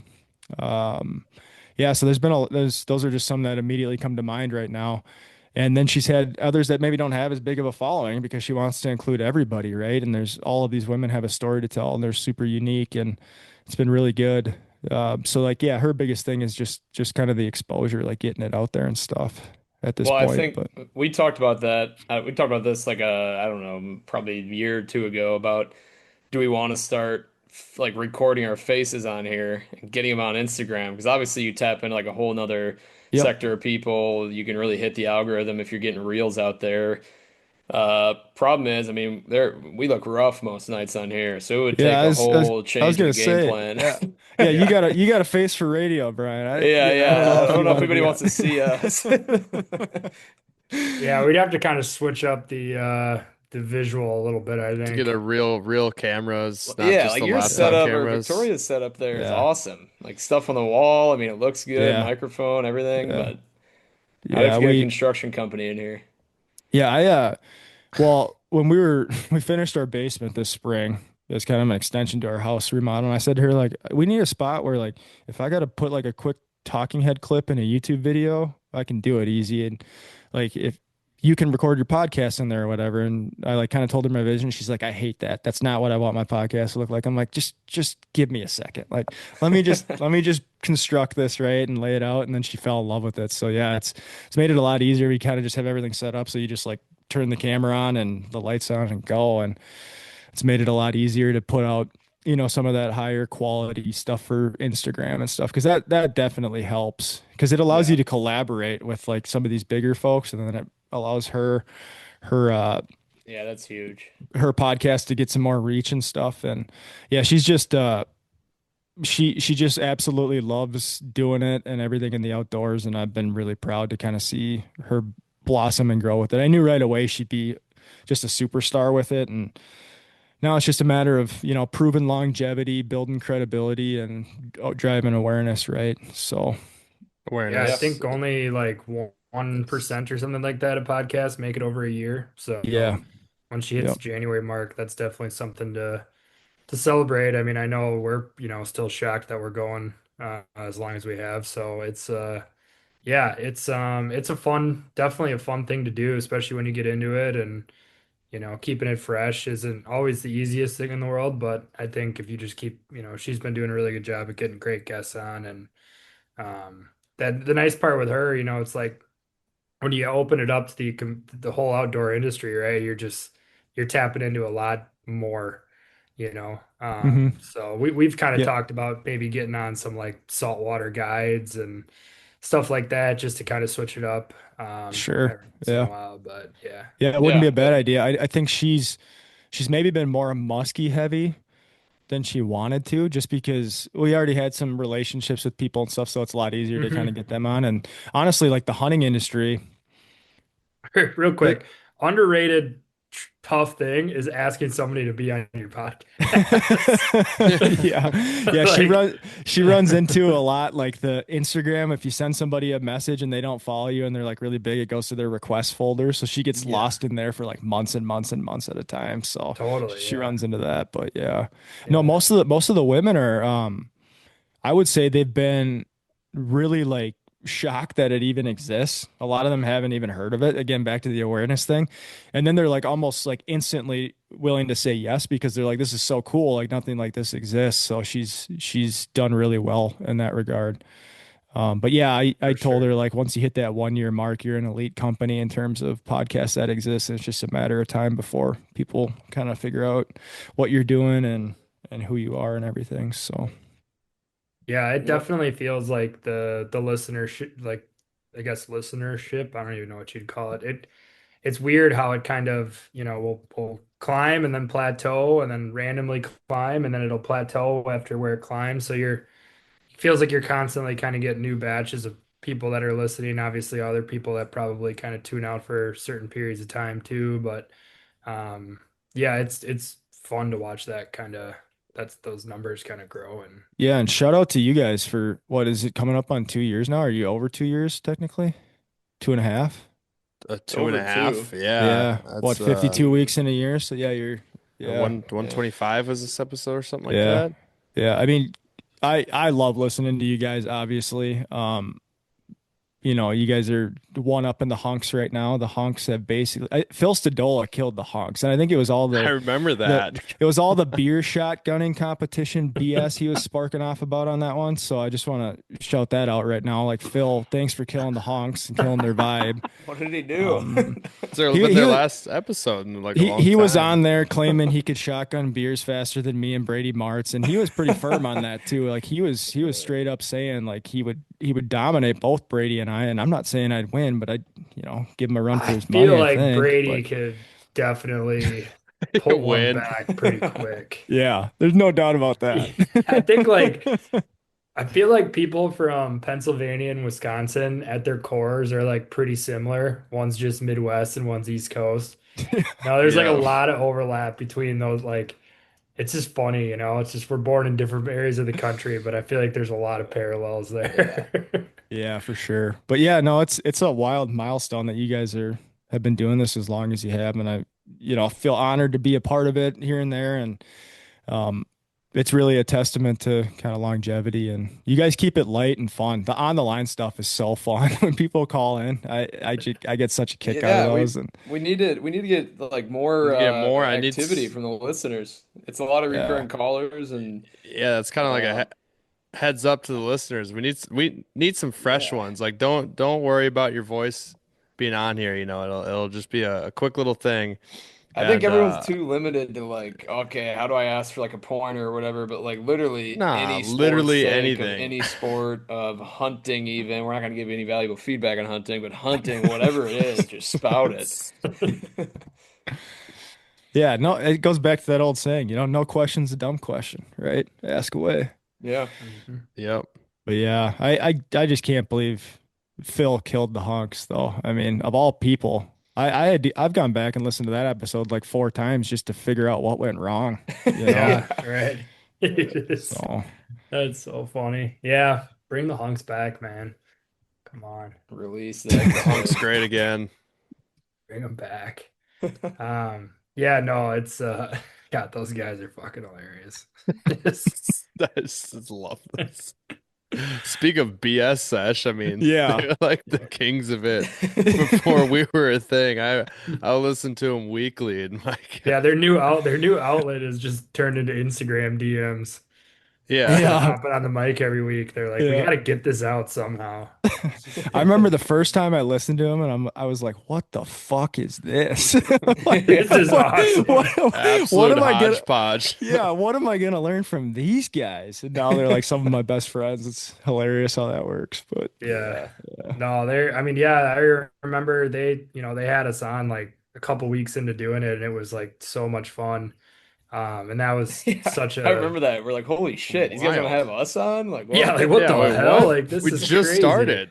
And they gave us like a great like platform to just kind of help us out. And next thing you know, we're like getting people from the East Coast that are reaching out to us, and we've formed friendships with random folks over in the East, just Oh, Definitely. literally off of the hunks, like podcasts that first time, and um, just hilarious. So yeah, man, it's a cool community. I think sometimes it's easy to get a little down on it and focus on kind of the negative stuff in the muskie world. But I think more and more I'm reminded that it can be a great group of people if you decide to make it that way. You know what I mean? yeah, for sure. Yeah, it's been a great community for me to be a part of too. And everybody's been so welcoming of us, and we've got a lot of great friends because of it. And not you don't meet too many people that'll do day trips to Vermilion with you. Those are the friendships that you gotta hold near and dear, and Yeah. hope they don't have to do that every week, but once or twice a summer is all right. Yeah, Yeah. healthy balance. Yeah. No. Now I'm working on Gus and Brian. See how it goes. Hey Yeah. man, don't Hey, gotta Kyle, touch hey, my just go with him, arm. Kyle. Go with him. hey, I got Max. I got 2 free weekends coming up. If they bail on you, you just let me know, buddy, and we're gonna make it happen. So, Oh, we might have to take this offline. Come on. Come on. Kyle, do you looking ahead like into the future here? Obviously battle this coming weekend, but do you have any big trips planned before snow or during the winter, where you're trying to maybe make a video out of it? Anything on the radar? uh, Rowan Stam and I were gonna do a float trip, and then that bastard backed out on me and booked some guide Mm, trips instead. So Rowan. now I'm like, Rowan. Rowan. gotta yeah, make a it's buck. Gotta make a damn. buck. I Man, Yeah. like I that. Gotta Don't make a hate the buck. game. Yeah, Don't when I hate the went game. fishing with him this summer to do some filming and kind of showcase what he does, holy shit, was that a fun time. As you guys can probably imagine, man, we had such a Yep. blast. But yeah, we were supposed to do a float trip, and maybe we still will. I think there's one weekend in there that might work, but the hard part for me is always Minnesota deer season, like falls early November usually. So like I get this weird like cutover between muskies and deer, and then there's like another weekend of muskies before Wisconsin rifle. And my grandpa's 89 and still goes to deer camp, and he's able-bodied and stuff. So it's like something that's like a non-negotiable for me. Like I'm doing that. So um, we got a couple weekends in here where I don't know that I have anything planned. I wouldn't mind dragging meat, one of them, probably in Wisconsin someplace. And then, yeah, I'd be open to explore something else outside of that, but nothing big planned. We get back from Eagle Lake at the end of August, and that's a 2-week trip. And then you kind of jump right into that really good shallow September bite. And we had it for like 2 weekends where I was just fucking destroying fish. It was so much fun. And then it warmed up and everything kind of slowed Got down a little shitty. bit. And I haven't fished in 2 weeks now. I didn't fish the last 2 weekends because I was just like, man, it's just not the bite I want to be fishing right now. So I tabled it and I edited a bunch of content and stuff instead. So, um, Didn't sound like you were missing out on much just from no, the no. everywhere. Like I've been hearing from a lot of people that it's just been fucking terrible. Yeah, that's what I heard Uh, too. And yeah, so I usually we have the battle that goes on, and then outside of that, I try to keep things pretty open, Brian, the rest of the fall, and then there's a lot of deer hunting that goes on. So I got a trip request for you. Trip idea. This yeah, might, get the thoughts yeah, going a little yeah. bit. Shoot it, shoot your shot. So You want to come? this winter, Hmm? stay with me now. This Okay, sure. winter, you go back to Shoepack, ice fishing, camping. Might be -20. Sounds highly illegal. Yeah, I was gonna This say, is that season. legal? Is it I not don't, legal? I don't know if you can target them through the ice.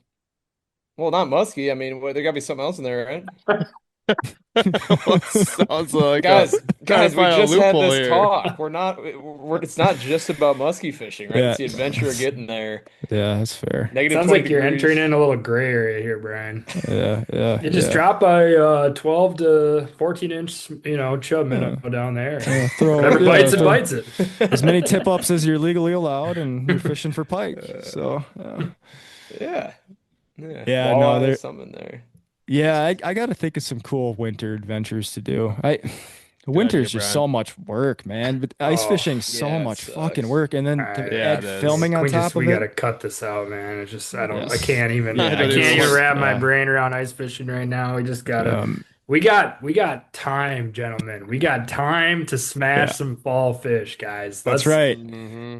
We That's got right. Kyle's going to Leech this weekend. I mean, come on, that is like cream of the You, crop musky fishery right there. You're gonna yeah, smash a 52 this weekend. It's gonna be Whoa. yeah. We'll see. We'll see. Yeah, we'll see. But Do you Brian, have a I'm open to your suggestions anytime. I mean, yeah, you yeah, kind keep of 'em coming. you struck out on that one, but look? We're just eventually spitballing. you'll hit a homer here. So keep them Trying to coming. trying to send you on a wild goose chase. I mean, if you swing enough, you're gonna hit a homer. So isn't that how it Yeah, works? eventually. Yeah, yeah, Yeah, exactly. keep shooting. Yeah, no, I gotta Um, think of some stuff for next year, though. I'm starting to kind of plan out next year and find a way to keep things fresh. I love to explore, so I kind of put on my Instagram a while back, like, hey, what are some like bucket list type destination waters across Canada that you think we should go film at or something? And there's a bunch of really cool suggestions as part of that, and um. I don't know if I'll end up doing anything with it. I mean, I love the Shield, so I'd like to see every body of water on the Shield at some point and document it. But we'll see what ends up playing out there. There's some stuff in northern Wisconsin too that I wouldn't mind seeking out. And then, the UP has always intrigued me. Anytime Jody Marler drops a fish camp video from up in the UP, whether they're grouse hunting or whatever, it just gets the juices flowing for me to go check some of that out. But Well, we might have a wild Canada trip on our radar for next year, so maybe let's just stay in touch on that one. yeah, what are you guys thinking? You guys gonna do Off the beaten path. Canada instead Be of the PMTT? Yeah. Yeah, we're not sure yet. It might Both? just. Eh, we'll see how it lines up. Yeah. Stops and dates, and Just skip a that's leg. kind of a big thing. Yeah. Yeah, but it's hard to go to Canada in late April for skipping Cave Yeah, Run. yeah, the You So, one you can't want to skip skip. Cave Run. Yeah. That's the best. Yeah.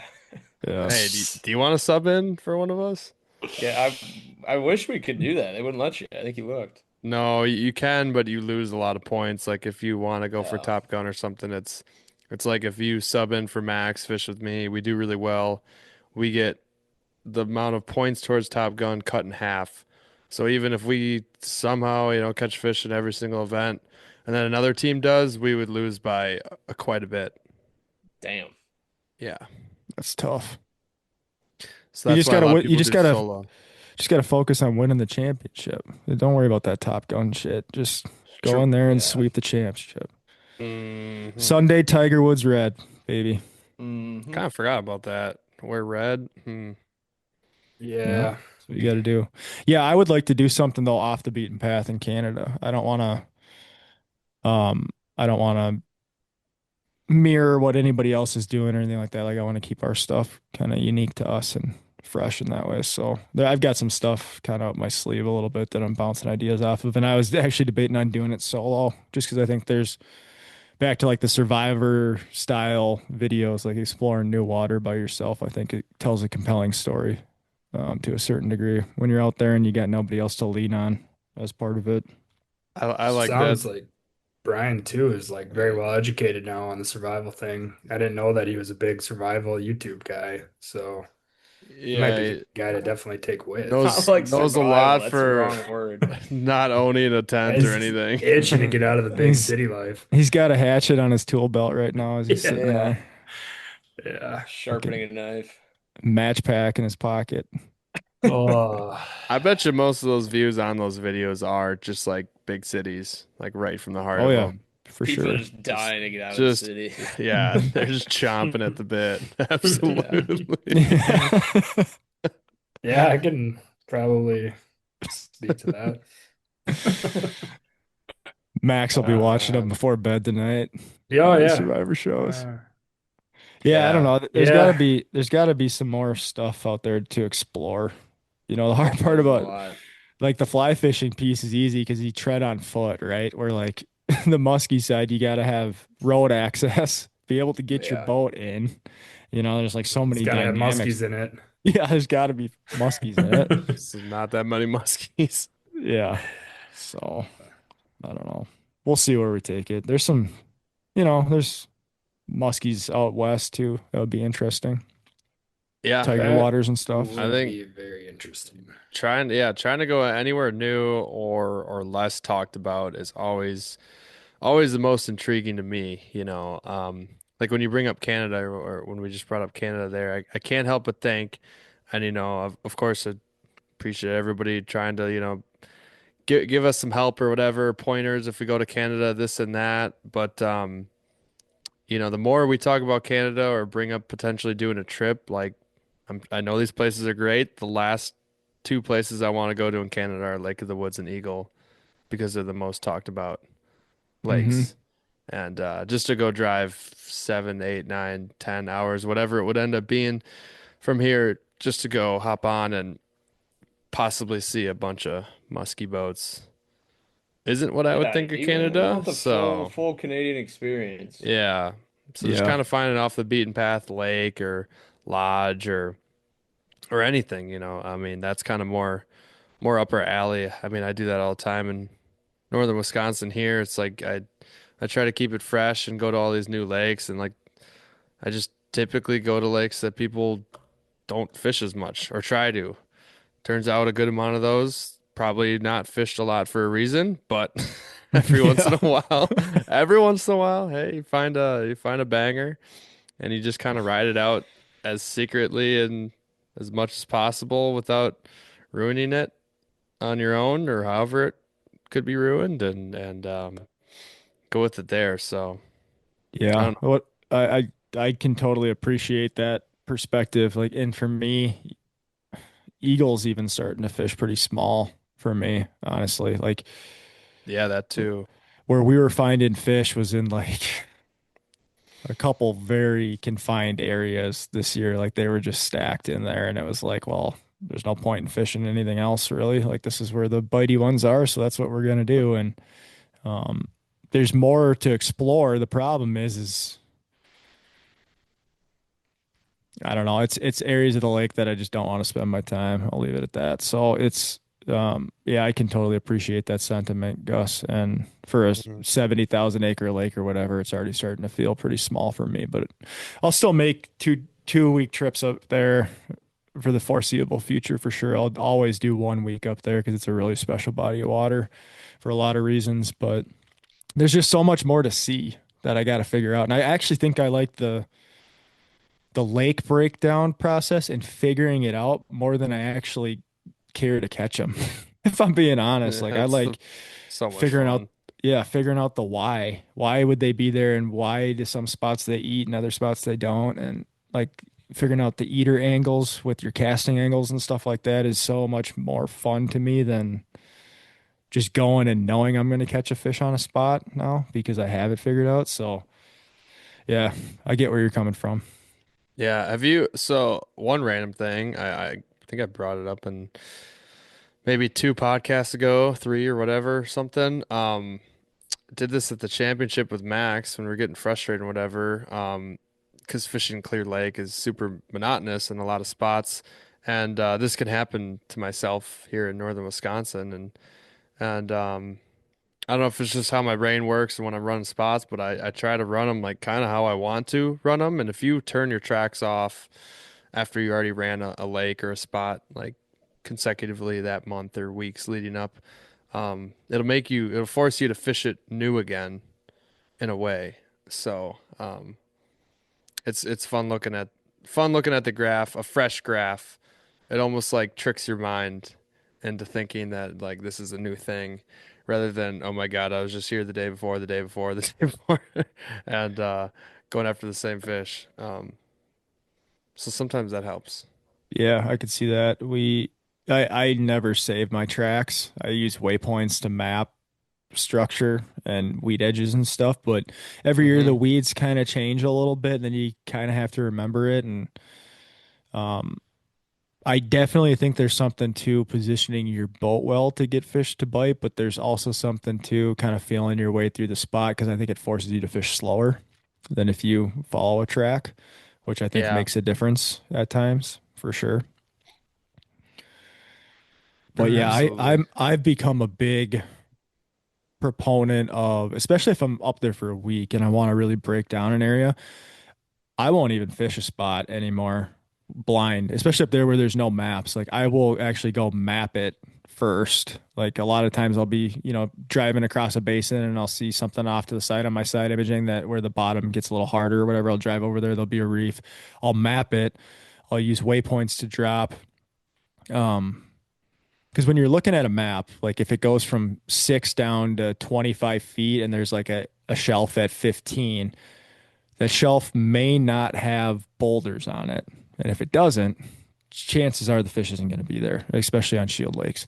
So like I'll use waypoints to indicate on those 15-foot shelves, like which one actually has rocks that I have to remember to keep my boat wide around and stuff like that. So I'll really map things very thoroughly before I even fish it because I think there's something totally to boat control. And then other people will tell you the complete opposite. They'll sit there and they'll say, I'd rather fish through it. And if we're out of position and we're still casting, and every time you have a lure in the water, you have a chance at a bite.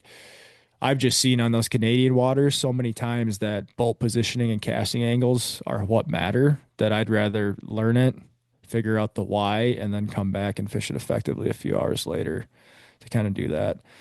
Um, but yeah, there's something to not having your tracks that it just forces you to kind of slow down, I think, and feel your way through the spot a little bit more with your lures and your side imaging or whatever you're using for your electronics as tools.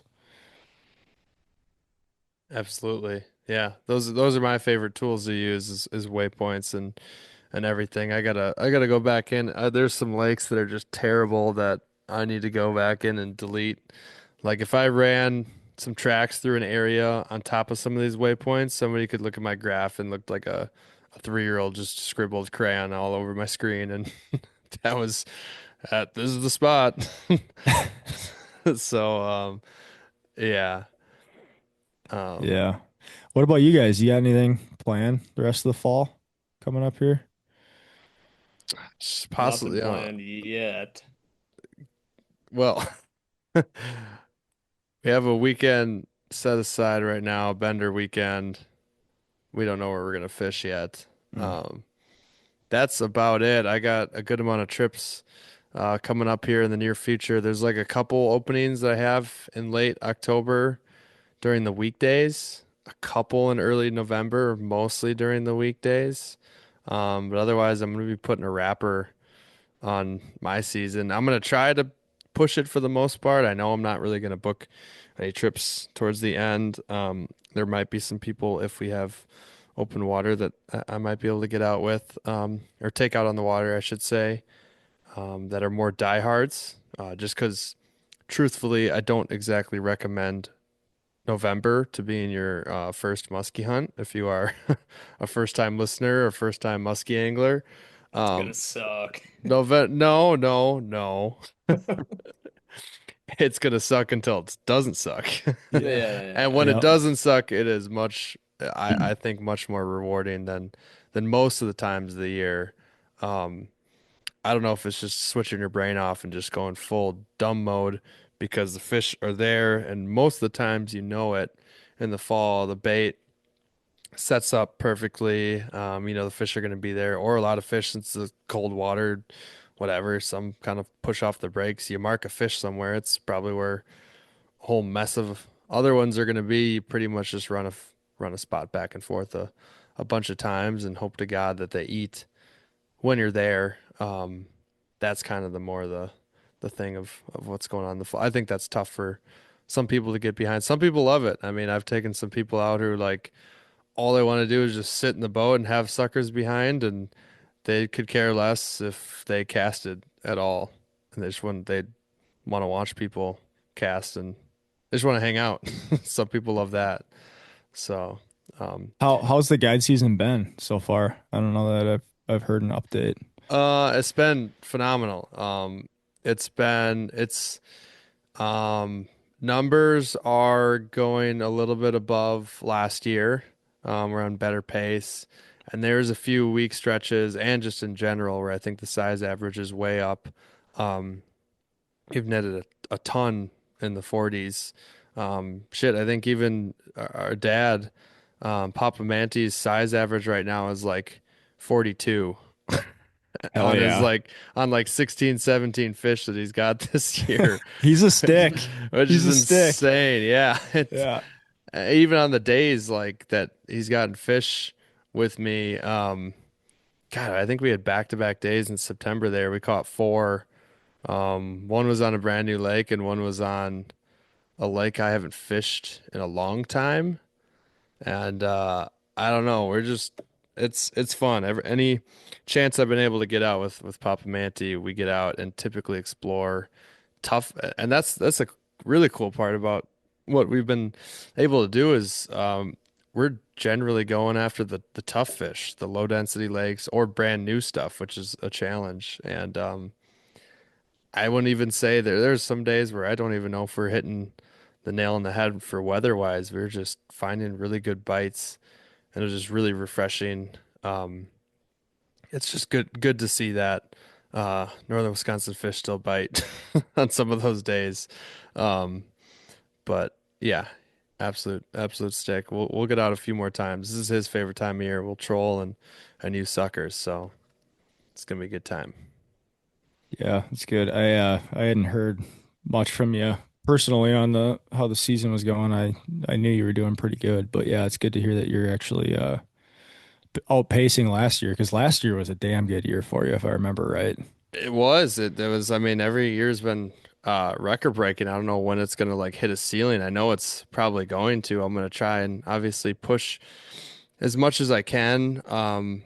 Of course, there's a ton of factors that go into there. It's all about time on the water, how many days you're putting in, and what kind of waters you're fishing. I also think, in a sense, the numbers are better this year because I have guided a lot more. So I have been, in theory, forced to fish more waters I know consistently.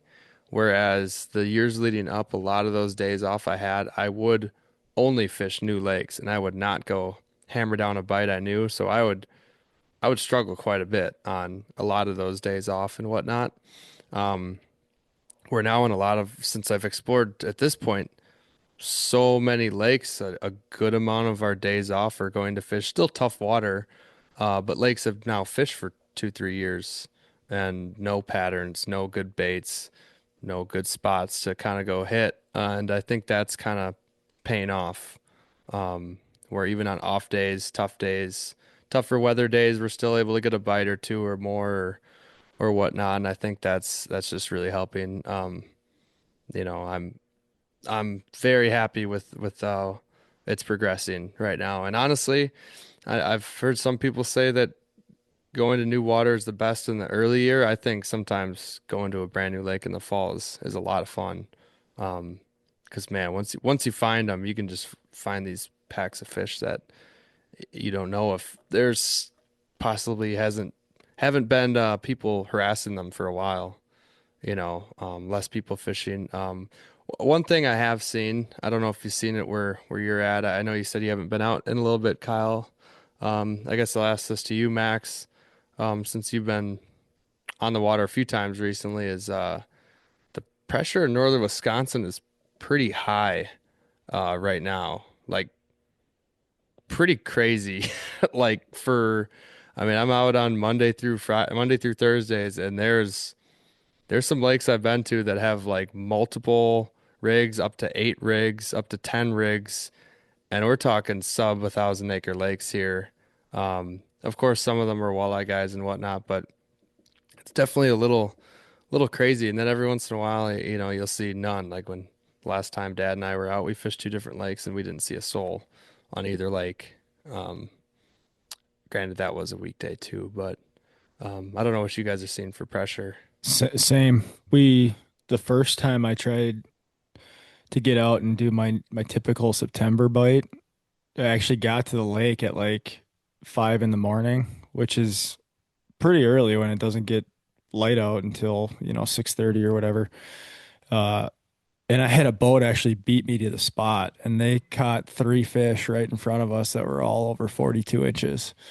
Oof. So, like, that was one example. And then I've been seeing, yeah, a lot of boats on some of these bodies of water. And I think over here it's tough because, you get all the metro pressure and everything. So it's higher population density. But yeah, it doesn't seem like folks were really putting the sticks away for the year like they have in the past and transitioned over to hunting season yet. And I don't know if it was the warm weather or what, but yeah, pressure's been up for sure. Yeah. All year really on local stuff from my perspective. Yeah. It's definitely ebbed and flowed from my perspective. I think again, this is pretty anecdotal. I'm not out every day guiding or anything in the metro, but Um, I feel like this summer, like when the water was cool enough, like I was shocked at how little pressure there was on Minnetonka for musky fishing. Like there would be a lot of weeknights that we'd be out there and like I wouldn't see another musky boat casting.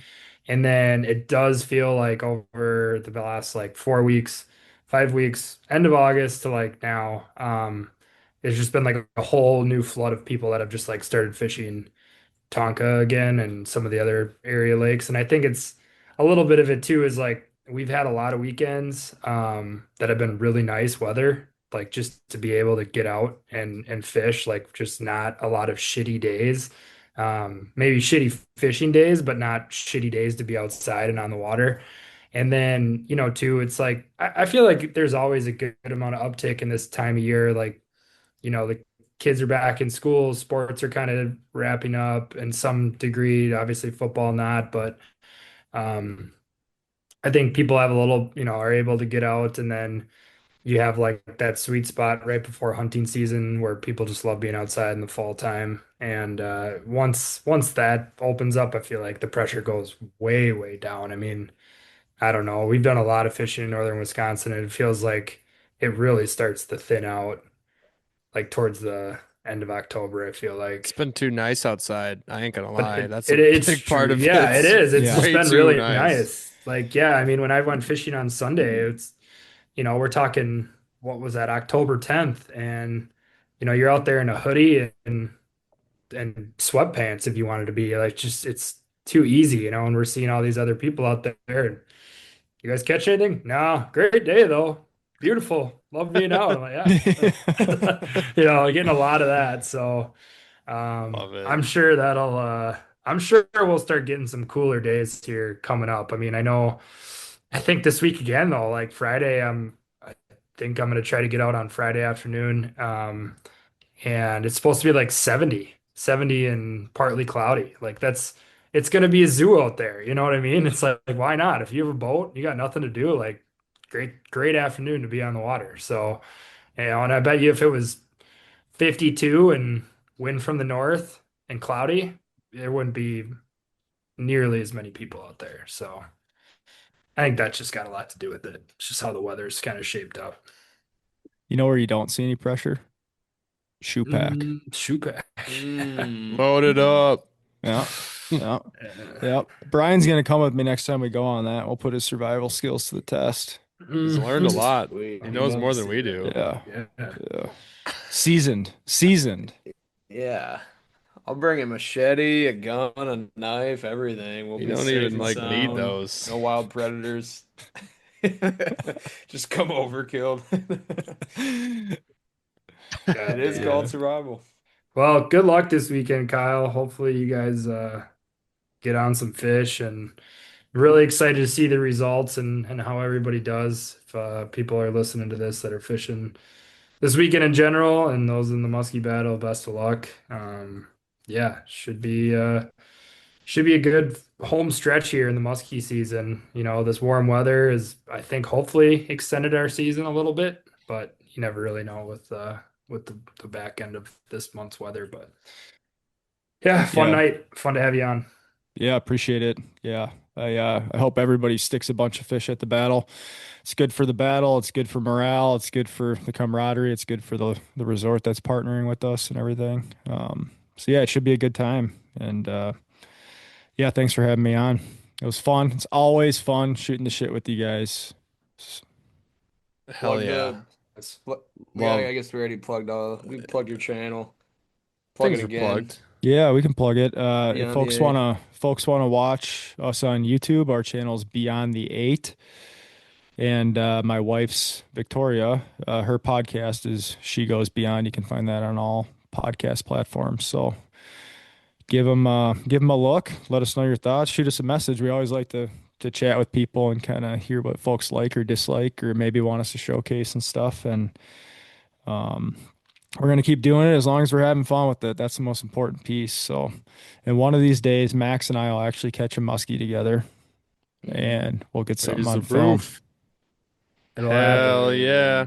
Thanks for coming on. Let the peeps know. We say what up from the Mott crew. Will do. Brian, bring you back in here. Over under big fish on Leech, Yeah. Musky Battle, or just the area. Over under. Gonna set it And at how many muskies golly, is McLean and his buddy you said 50 Jace? and a Jace, half. yeah. 50 and a half. 50 and a half. I'll take the over. And how many points slash fish slash everything is Alex and Jace gonna win by? They're gonna catch 8? No, they're gonna catch 5.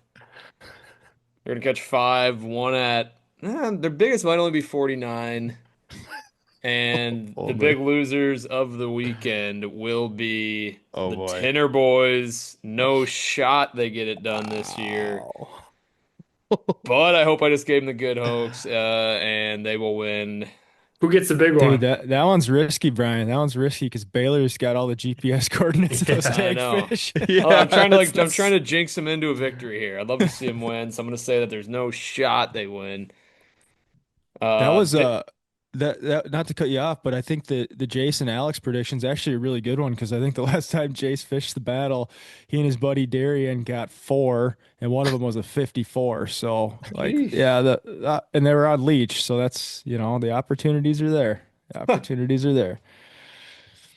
and I think my partner from last year, Charlie. I think my Char. boy Char He's gonna is stumble across the jai. he's gonna get the jai. He's due. We struck out. We had a battle last year. This year he's gonna get rewarded. He's gonna get to show off a little bit for the new girlfriend. This is what a 52 looks like. That's what he's gonna be saying. Oh, I love that. Well, honestly, if you look back at last year's predictions, the winner was literally who you placed, I think, the worst odds or something. Yeah, that's what I'm saying for the last- Tinder boys this year. Yeah. Jinx him into it. So we'll see. But yeah, there's no way. It was Kyle Weeks, right? Yeah. Yes. Yeah. Absolutely no way he goes back to back either. Absolutely no way. Nobody goes back to back in a muskie tournament. Come on. Possible. Send us away, Brian. All right, everybody. Thank you for listening to this episode of Muskies on Tap. Shout out to Kyle for coming on. Go check out Beyond the 8 on YouTube. Big Musky Battle this weekend. We already gave you the winners and losers. The big winner is going to be whoever can fight their way into multiple Busch Light Peaches. I don't know how many Kyle's going to bring. If you want him to bring more, you better DM him now. It's going to be an absolute hog wrestle for You got a lock? You got a lock multiple. this weekend? You got a lock? My lock did hit last weekend. Texas, I told you guys put the bank on it. It did hit. This weekend, God, bored off the top of my head.